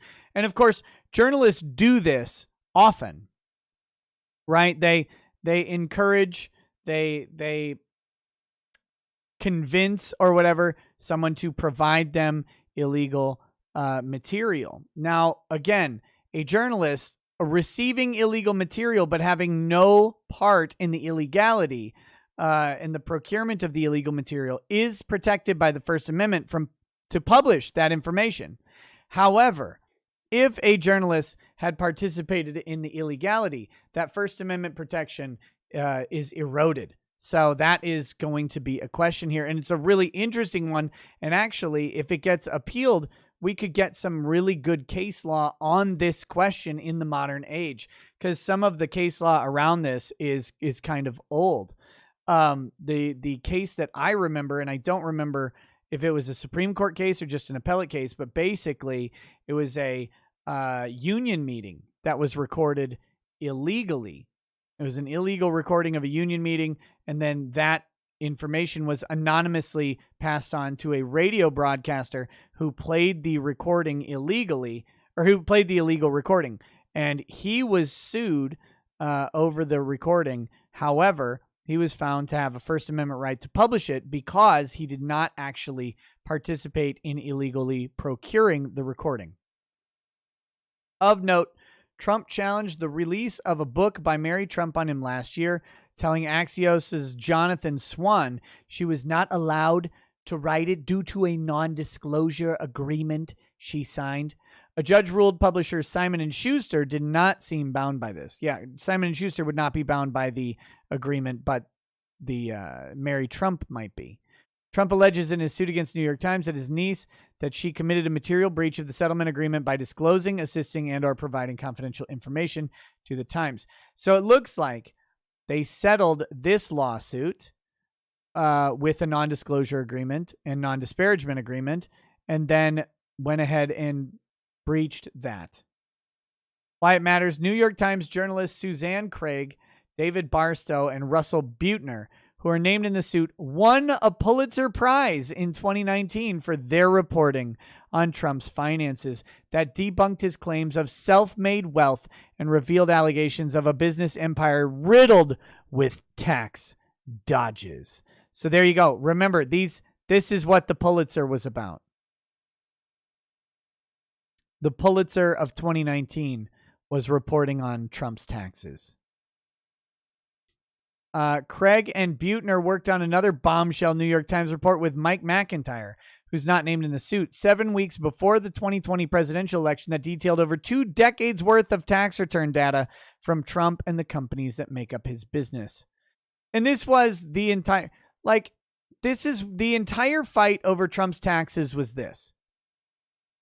There was no legal, legitimate purpose for their probe into Trump's taxes and finances. It was always, always, always about the 2020 election and getting articles published about Trump's taxes leading up to the 2020 election. That's what it was for. That's what it's always been for. That's what it's been for forever. That's why the New York guy was going after it. That's why the Congress was going after it. It had nothing to do with illegality or anything like that. Whatever Trump is, there are many, many worse tax frauds out there than him that also don't get any real criminal penalties. They settle out with the IRS by just paying any back taxes that they may have missed. Because guess what? If you're a billionaire, you're probably not paying enough taxes. If they look hard enough, they'll find out that you missed something, no matter who you hire, no matter how good they are, because the tax code is made to make you a criminal when it's convenient for the state for you to be a criminal. It doesn't just apply to billionaires. It applies to millionaires. It applies to 100,000-aires. It applies to 10,000-aires. It applies to you. But that's what they were trying to get the entire time. And getting Pulitzers for writing these articles, I mean, that should tell you that was the system. That was the industrial journalism complex moving against Trump. Trump has for years been fighting the release of his tax returns and other financial records. What they're saying, New York Times spokesperson Danielle Rhodes said in an emailed statement that the Times planned to vigorously defend the lawsuit, which she said was an attempt to silence independent news organizations. Mary Trump responded to the suit by telling the Daily Beast that her loser uncle was acting out of desperation because the walls are closing in on him. Representatives for Trump did not immediately respond to Axios' request for comment. Suzanne Craig says, oh, wait, here we go. Oliver Darcy says, New York Times responds, the Times' coverage of Donald Trump's taxes helped inform citizens through meticulous reporting on a subject of overriding public interest.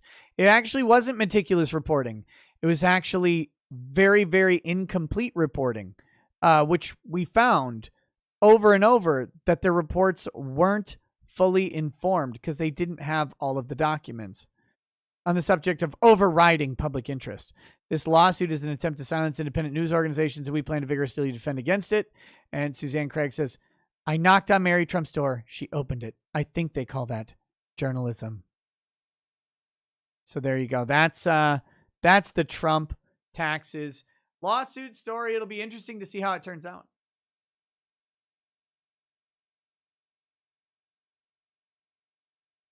Very interesting. Okay. Let's go ahead and do the super chats for the night because it is time to go to bed. I'm already exhausted. And that being said, I have a very early morning, so I'm going to peace out tonight. Let's see. I got to get to there was one before the stream that I don't see here. Mike Leon says, Nick, my friend in Tennessee needs a lawyer to represent him against his federal employer who is making him get the jab. Can you recommend someone? I actually can. I can do that. Email me. I know a lawyer who might be interested in that line of work in that area, actually. So email me on that one. I might have someone for you. Uriah Wright says, how to grift the internet 101. Nose, pride flag. Crusader Saracen says, I thought Lady Rackets was about to say baby number 6, let's go. No, guys, we're done having kids. We are done. 5 is plenty. We love all 5 of them. 6 is, we're getting old. Andrew War Snowboard says, someone asked Clay early if you still have to drink when a member makes a special message. Cars in Depth says, got a Prince Albert to match her nose ring. No, shockingly, I do not shove needles through my penis. Not on my list to do. And by the way, guys, we're at 920 likes. Remember, if you get to 1,000, I will take another drink.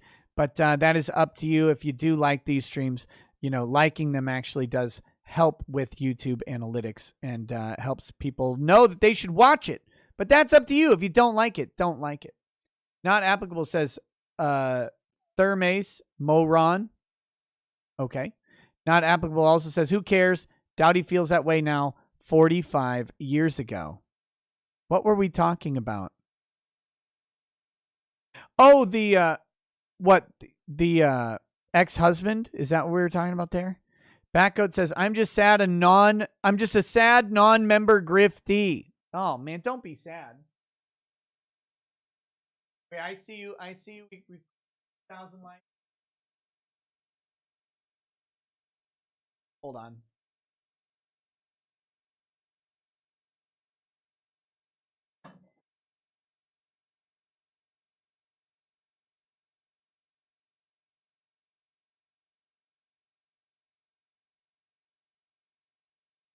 Oh, yeah.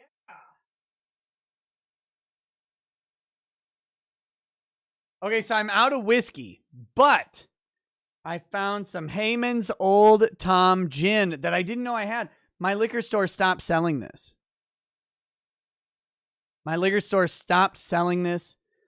This is a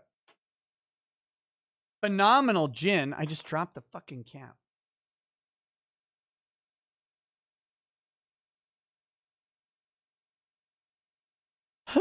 This is a phenomenal gin. And it's $15. I don't know if you can see that. God, it was so cheap. But it's really, really good.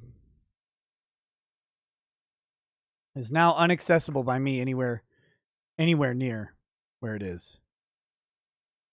Eric Clapton's rant. I couldn't find it. I'm going to have to find it later for a different show.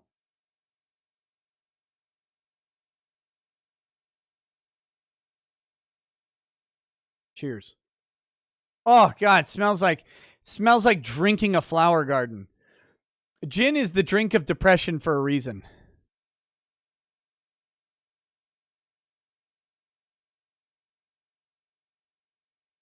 You know how you watch I don't know if you guys watch TV at all, but when you watch TV, let me do an impression, okay?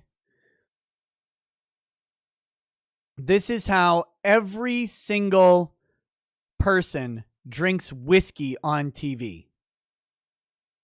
They do this. They go, pour it, and they go.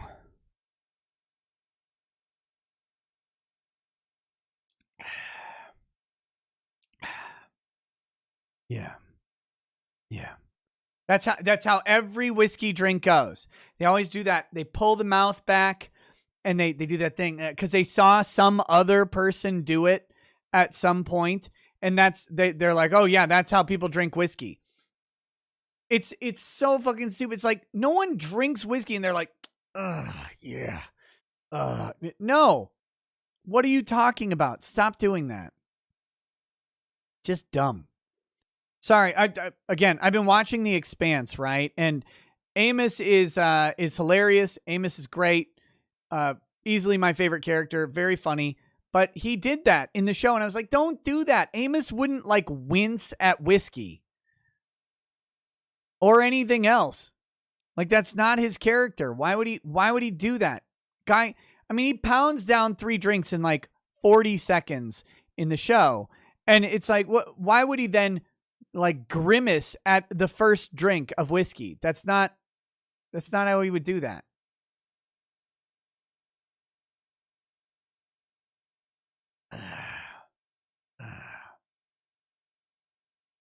Stupid.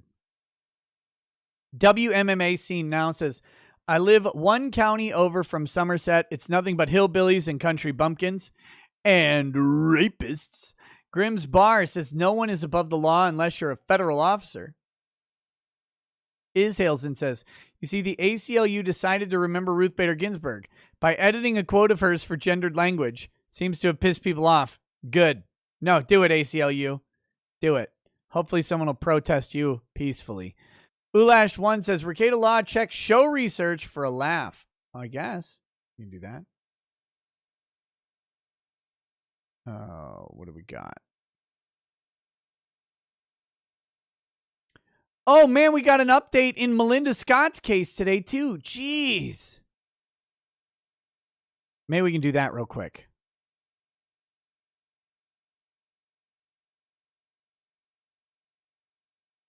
What am I supposed to be laughing at here?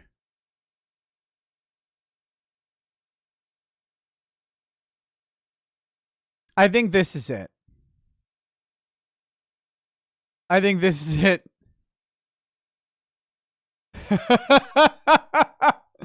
If this isn't it, it certainly is making me laugh because there's a couple things in there and they're all good. They're all good. I should check there even more. Look at this guy. I think this is the Top Gear guy, right? Jeremy Clarkson. Check this out. Jeremy Clarkson says he's not homophobic as he likes watching lesbian porn. Attaboy. Attaboy. The Grand Tour star has become embroiled in a war of words with singer Will Young. Oh my gosh, that's beautiful. Jason McConnell, welcome to paralegal status. Jeremy Clarkson has hit back at Will Young after the Pop's Idol star slammed the TV presenter over an apparent homophobic taunt. The drama unfolded when 40-year-old Will hit out at 58-year-old Jezza for a segment on his Amazon show, The Grand Tour, which featured a Wrangler Jeep with a pink roof and the Weather Girls song It's Raining Men playing. Which, didn't they redo the Weather Girls song to It's Raining People?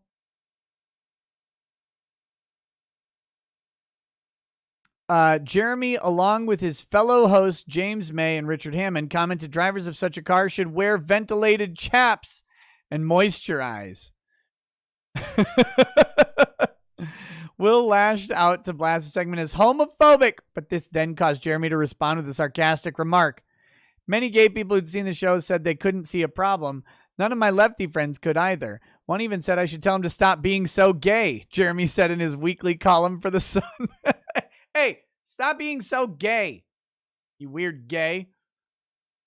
I won't do that, though. And now will I suggest, once again, that mobile phones should be fitted with breathalyzers to stop people drinking and tweeting. He continued, no, instead I will apologize to Will for causing him some upset and reassure him that I know I'm not homophobic, as I very much enjoy watching lesbians on the internet. Oh, he didn't say lesbian porn. What are you talking about? He's just talking about watching women's soccer. This isn't as funny.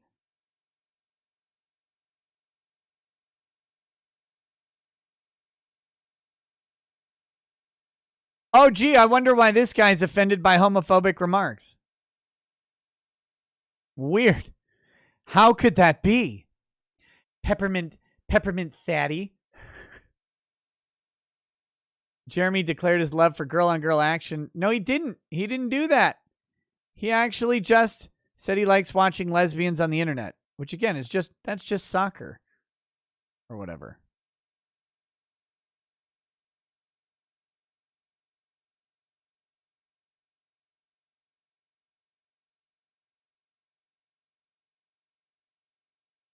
Oh, wait, there's a little bit more. The response divided fans with a surprisingly high number of people siding with Jeremy. Why is it surprising? It's a joke, bruh. Some fans on Twitter rounded on Will to say he needed to stop being pathetic, with another advising the singer to learn to take a joke. However, others agreed with Will, with one point blank rejecting Jeremy's apology, saying on Twitter, just when I thought I couldn't hate Jeremy Clarkson more. Oh man, I'm sure he's worried about that person who admittedly hates him still hating him. Hopefully more celebrities will start figuring this out. They hate you. They already hate you. They're not going to not hate you. They just hate you.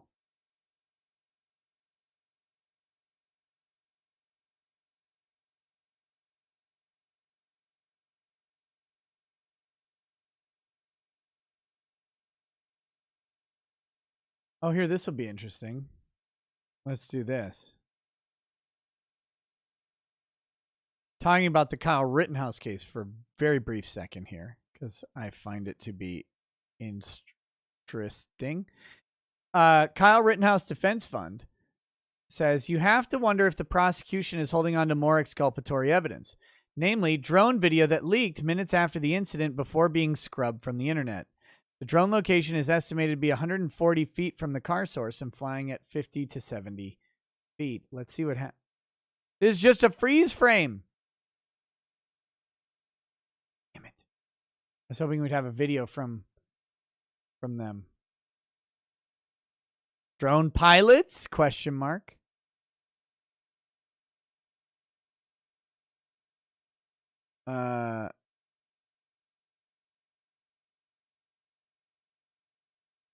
Let's see.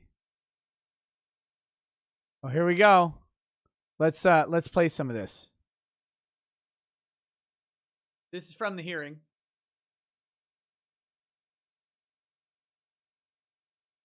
Jason McConnell says, "Look at my member.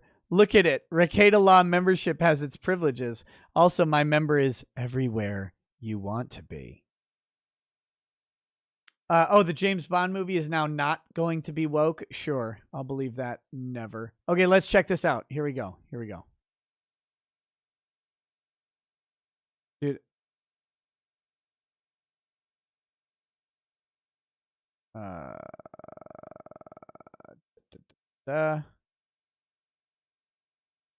Do I have this? Like, do I have the audio?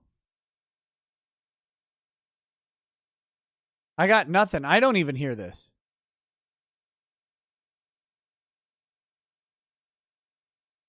That's weird. Mr. Rosenbaum hadn't done any fires, property damage, done nothing. Okay, so this one actually has audio. Here we go. In this video, we learned that Binger is a liar. Watch the bottom right of the video to see Rosenbaum pushing a flaming dumpster next to a gas station before attacking several other people. We're going to set things. What the hell is that? Oh, shit. There's like a gas station here, and people are lighting firecrackers, and it's probably not the greatest idea.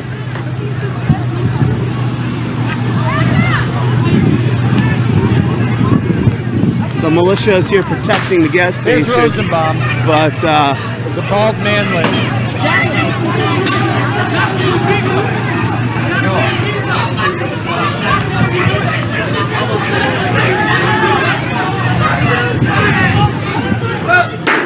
Oh, they're throwing rocks.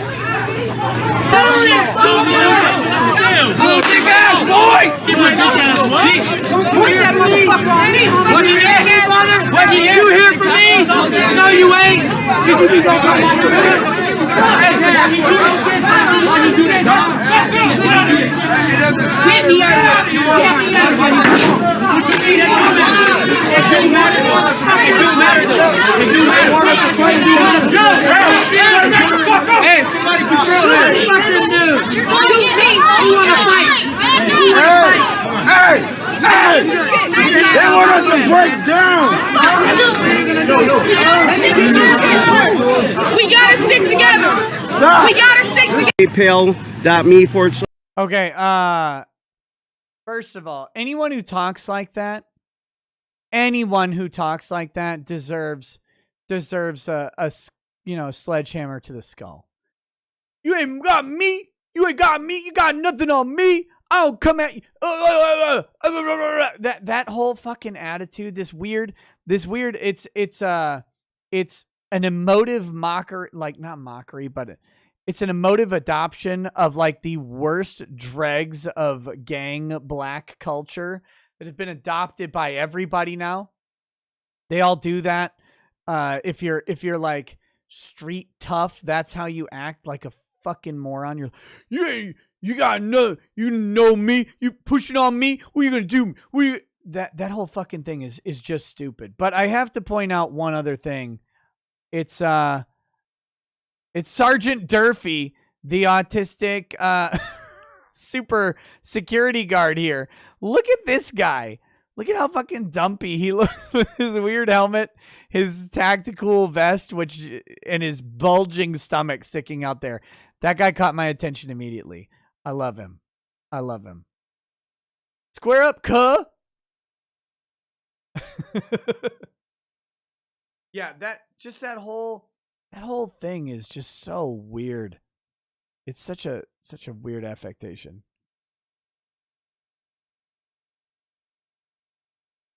Here's them ambushing Kyle. Yeah. The prosecution they're doing real work here with these tweets, but yeah. Anyway, that's just a brief look at the Kyle thing. There is one more thing to look at real quick.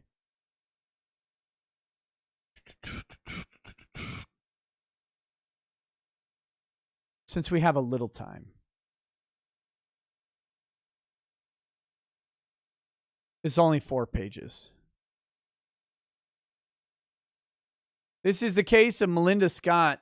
Now, if you don't remember this, Melinda Scott, we last left off, she had lost her case against Kiwi Farms, and she is now trying to appeal the case. There was a motion for the court to require an appeal bond for Melinda Scott to be able to file the appeal. And spoiler alert, it's granted. This matter before the court on the following motions, all filed by the defendant Joshua Moon. Motion to require an appeal bond, motion to supplement the record, and motion to take judicial notice. Based on the arguments and representations contained in the motions, it is ordered as follows.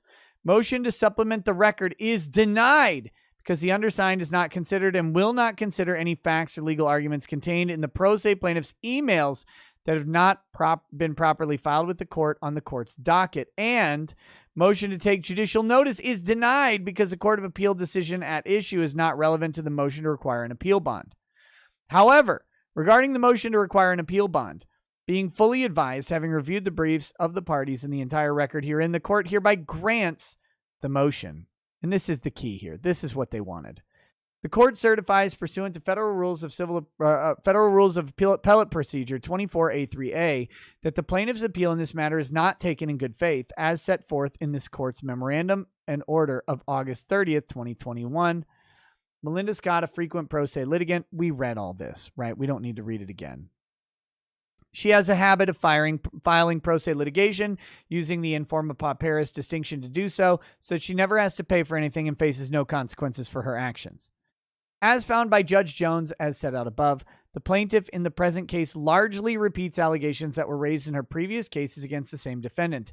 As set out above, plaintiff's previous appeals have been rejected by both the Fourth Circuit and the U.S. Supreme Court, and there is no reason to believe her current appeal will be more successful than previous appeals on the same subject. Moreover, the plaintiff's proposed appeal raises grounds that are unlikely to succeed as a matter of law. Having never requested any motions hearing in this matter, plaintiff cannot appeal on the basis that no motion hearings were held. Plaintiff was not entitled to an evidentiary hearing on a 12b6 motion. Lastly, plaintiff's attempt to force recusal in this case is foreclosed by binding precedent. A judge need not recuse himself because of unsupported, irrational, or highly tenuous speculation. For the foregoing reasons, this court hereby certifies, pursuant to Federal Rule of Appellate Procedure 24A3A, that the appeal is not taken in good faith, and pursuant to Rule of Appellate Procedure 24A4B, the clerk shall send notice of this certification of the Fourth Circuit Court of Appeals to the Counsel of Record and the plaintiff. It is so ordered. It's 22nd day of September of 2021. So there is an appeal bond that is going to be set for Melinda Scott For her to be able to appeal, she will need to post the bond. She will need to post the bond to get that to happen. And here's the thing. She doesn't have any money, allegedly. So how is she going to post the bond? We don't know. We don't know. So they'll have to establish the appeal bond. I'm not 100% sure how they do that, but I would imagine it would have to do with any potential recovery. For example, attorney's fees, things like that might be out there. But I have no idea. I have no idea how they're going to set this appeal bond, because she wasn't no one was awarded anything. So whatever the bond amount would be is going to be a mystery on that one. They are trying to. They have moved for extra time to whatchamacallit. Let me see if I can find this. They've moved for extra time to file their motion for attorney's fees. So it'll probably depend on that. Let's see here. I think that motion was granted.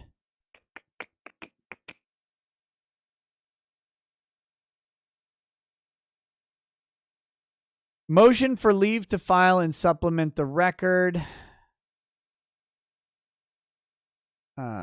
was denied. Let's see. Hold on.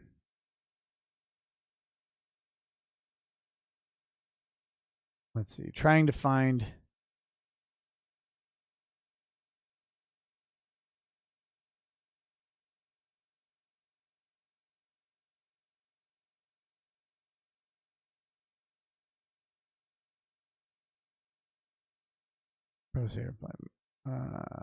File supplemental authority. Denying 76. Is this it? Hold on. I'm trying to sort out on the docket. Motion for appeal bond. Okay. Order granting motion for extension of time to file document was number 64 here. Granting 63. Yeah. Okay. So this is. Let me see when this is due.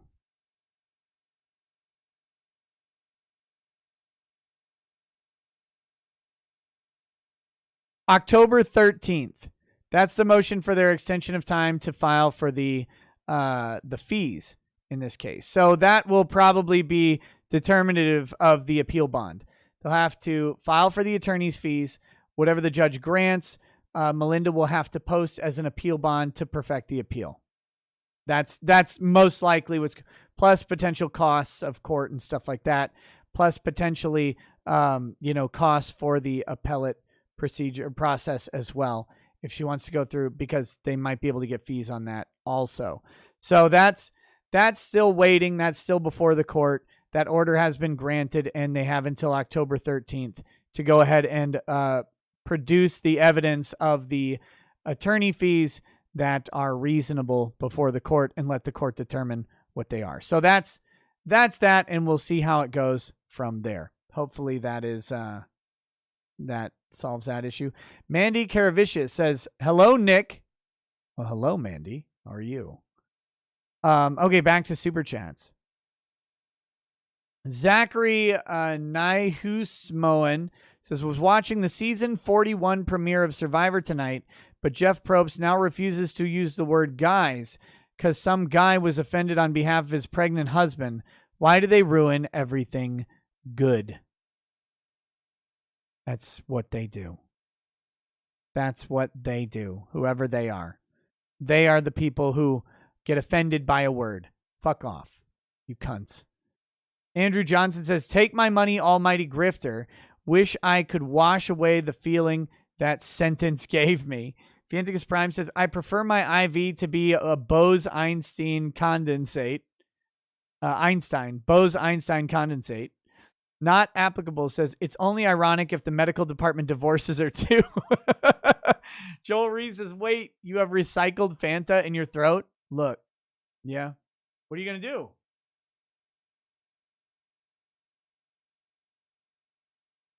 Listen, that sip of gin has more fragrant, bitter taste than any sip of whiskey I've ever had. Notice what I didn't do? I didn't go, and everybody doing that is supposed to be like a hardened whiskey drinking grizzled veteran of the liquor wars. And they all act like it's the first drink they've ever had. Pisses me off. Adam K says, all in all, she's just another ped to the wall.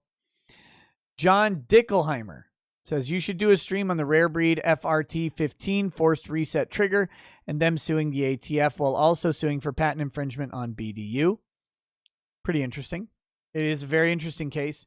The rare breed FRT 15 trigger is a trigger mechanism that it's like a bump stock built into the trigger mechanism itself. So the lever, I guess, for lack of a better word, inside the trigger mechanism, when you pull it, it resets when the chamber actually fires, allowing you to very quickly pull the trigger again without needing a manual. I think you just hold it down, basically. But it is an independent individual firing of the trigger mechanism. It's an independent trigger pull that you need to do. You just don't have to wait for the lever to reset on the trigger kicking back forward mechanically.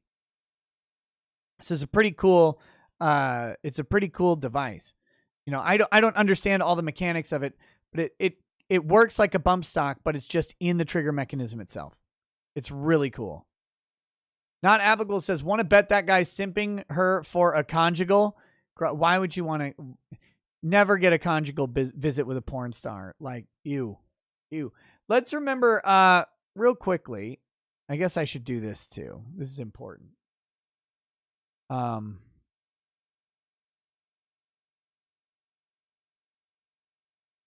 Anyone who might be attracted to Mercedes Carrera, right? Let's remember what she actually looks like. This is the important thing. So here we go. Here is, because, you know, I guess someone might be attracted to this disaster, right? This is what she actually looks like right here. She looks like a guy named Tim, right? With an 80s haircut. That's Mercedes Carrera. Same energy. So if you're looking for that conjugal visit that you're going for, this is what you're showing up to. You're not showing up to this. This is prison life, fam. You're showing up to that.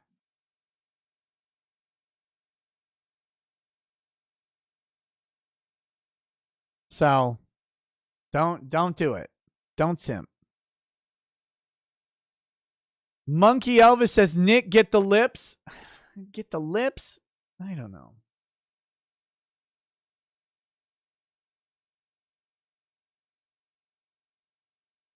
Look, I stuck harder than Mercedes Carrera. My lips don't even close. They're always open for you, big guy.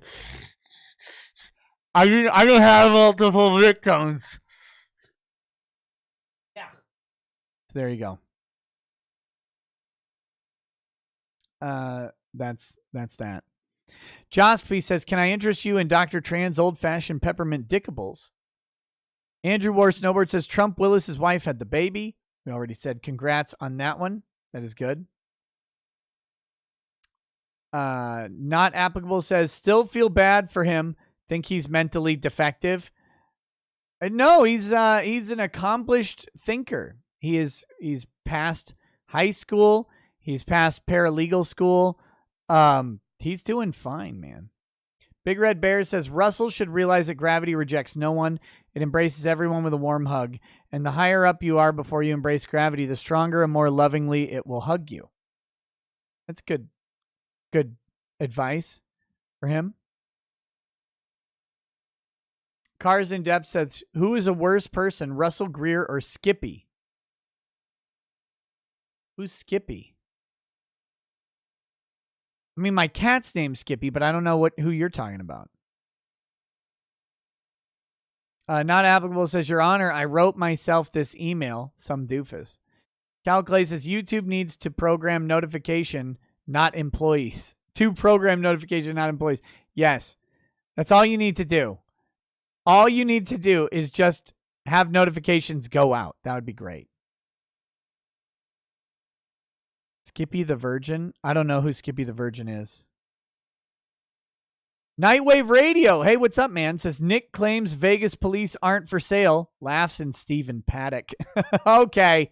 Let's calm down on that one, Mersh. Jesus. Malik Foxon says, why ain't y'all liking this stream? You get to laugh at Greer and fight amongst ourselves in chat. It's great. Hit like. Tamara Holloway says, if Josh's posts on Kiwis aren't covered by 230, what about Jack's tweets or Mark's Facebook posts? No, those are not covered by Section 230 either. Thane Cawdor says, Ron Toye is just Russ without the Mobius.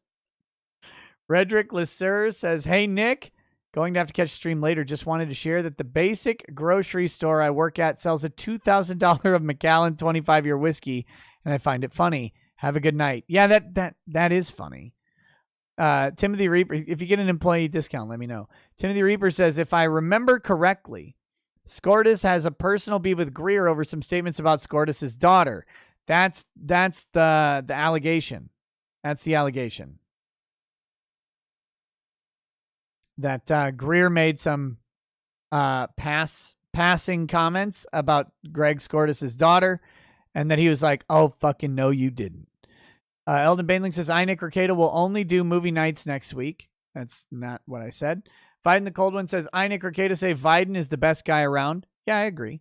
Viendicus Prime says, I, Nick Recato, secretly wish I were a fat mad. That's true. Viden the Cold One says, I, Nick Recato, love Omo's farts. That's disgusting and degenerate, and you should probably be crushed in a medieval fashion for it. Joel Reese says, not enough metal on Earth to make Nick a nose ring. Very true. Bob BQ says, hey, Nick, the plot thickens. Should I DM you those updates? We got some funny money business waiting to hear back. Yeah, you can DM them to me. Sorry, I've seen your messages. I need to get back to you. I know. Mick B 123 says, a friend has a GoFundMe going for her good bud. Dude got hit by 2 cars. Hope he can pay off the laundry list of hospital bills through the link into Shilling. Damn. I'll take a look at it. Maybe we'll throw it up next week. By the way, I should probably mention this real quick.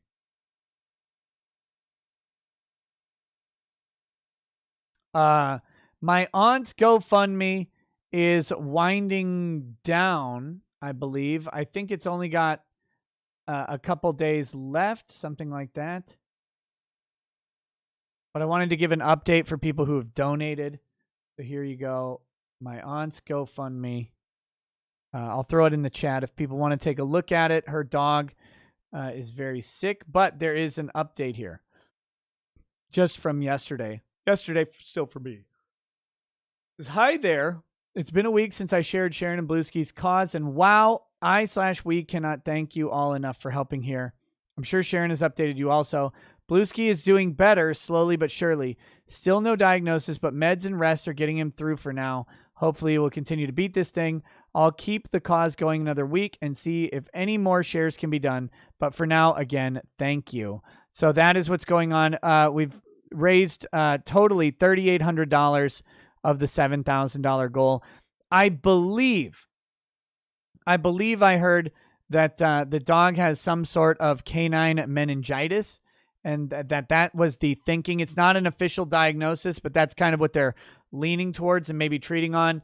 And the treatment is pretty expensive from what I understand, but they're hoping to get him through. So if it's something that you feel drawn to, all of your donations have been very, very much appreciated.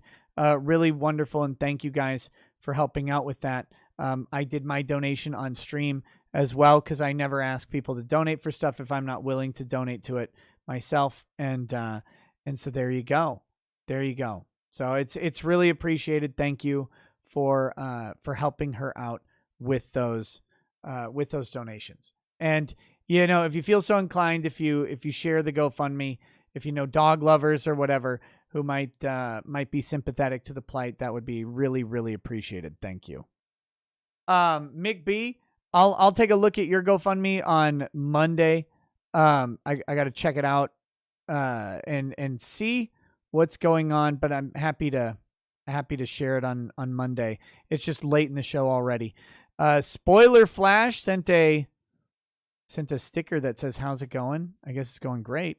Fiendigus Prime says, "I, Nick Ricada, often wonder what Russell Greer motorboating a woman would look like. I also wonder why YouTube needs a space between motor and boat."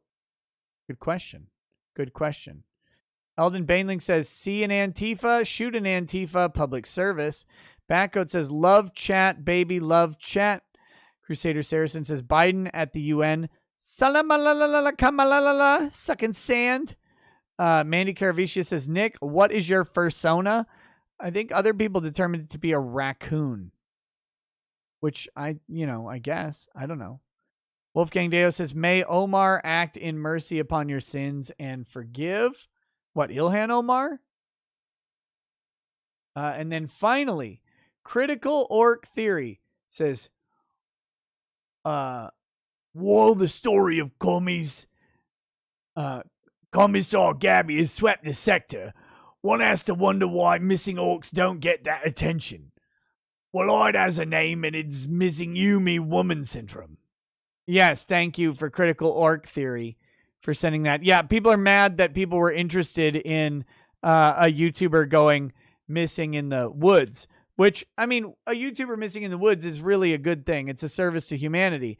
But they're talking about how they're only concerned about Gabby Petito because she's a white woman. Let me clarify something for everybody out there. This is really, really simple thing. It's not that Gabby Petito is a white woman, that the internet is concerned about her, okay? That was never, ever a thing. Let's see. Hold on just a second.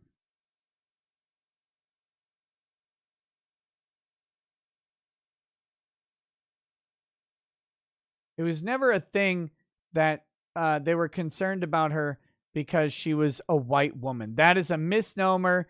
It's really ridiculous. Let me just go ahead and inform you of the truth. Here we go. There's a much more nuanced way to look at this. The reality is that Gabby Petito is an attractive, thin white woman. That's it. Look, if you want people to be worried about you and sad when you're missing, be prettier and be thinner. Like, do that. That wins every time. Prettiness and thinness trumps whiteness 100% of the time. And people that don't understand this don't understand why fat shaming is important. I fat shame people so that when they get lost, the world will care. No one cares about a lost fatso.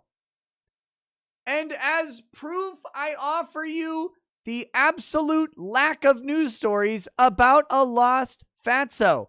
Nobody cares. Get thin, get pretty, and the world cares what happens to you. It's been a rule forever. Figure it out. Like, learn it, love it, live it. Get thinner, get prettier, and guess what? If you go missing or get murdered or whatever, the world will care about you. If you're fat and you get murdered, they'll be like, "Oh, you had a comorbidity. Sorry. Don't care." He was stabbed 365 times. Only a fatso would have that much skin, that much real estate to actually plunge a knife into that many times. Skinny person would only stab them once. Then I'd care. Don't care because they're fat. I'm dead serious. Fat people die. No one cares. I'm like, well, they were going to die anyway. There's literally a ticker above their head, like in that Nickelback song, "If Today Was Your Last Day," where the counter's counting down as people are about to die. Every time a fat person goes to McDonald's, that thing ticks down like, just winds up like a fucking electric motor.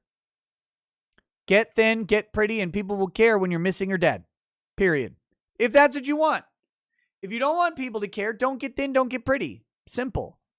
I don't understand why these people are so mad about this. Why they don't understand.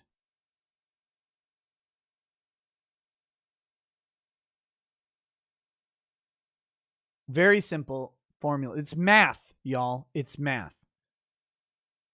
And then Wolfgang Deo says, you missed my $1,000 and not Ilan, just Omar. You didn't send $1,000. What's wrong with you? What are you talking about?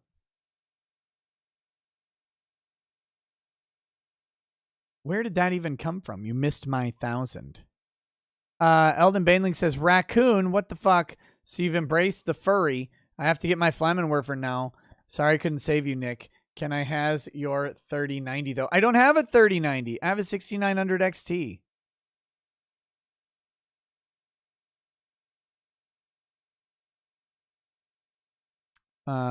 So there. There you go. I think that is... I think that's it. All right, guys. That's the show. I am gonna wrap it up.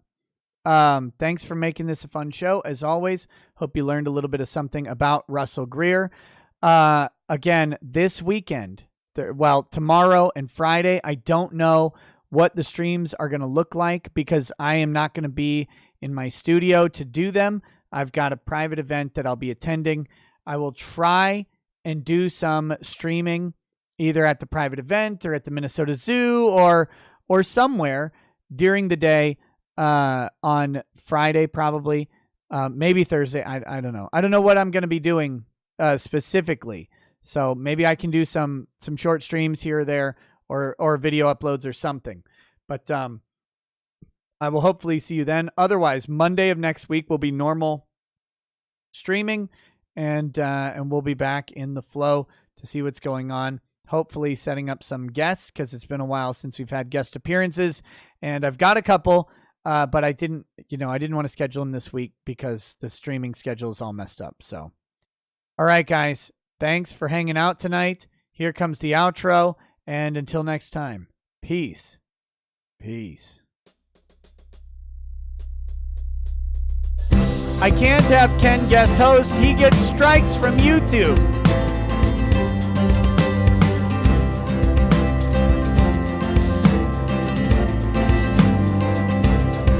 Oh, he drinks a fair bit, but you realize that it just helps get his noggin jogging along. With his glass by his side and his kids asleep tight, we'll hear some lost-plaining tonight.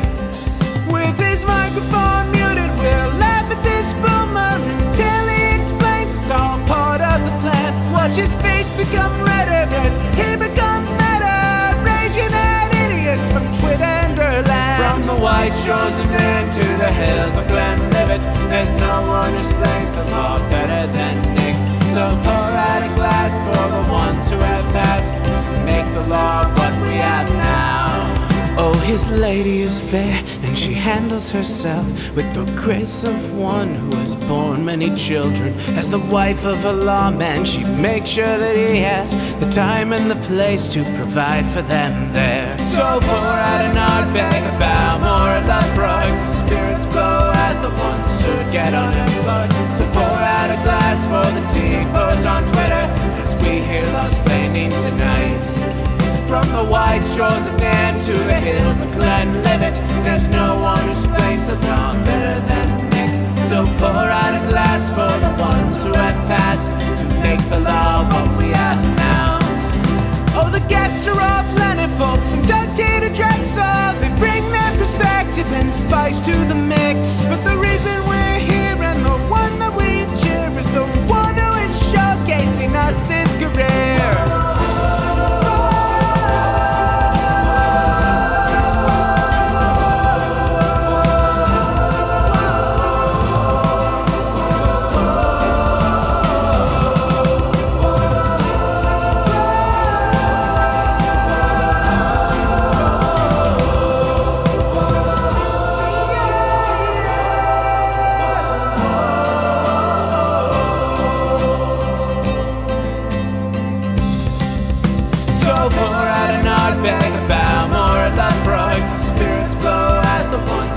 get unemployed. So pour out a glass for the tea, post on Twitter as we hear Lost Blaming tonight.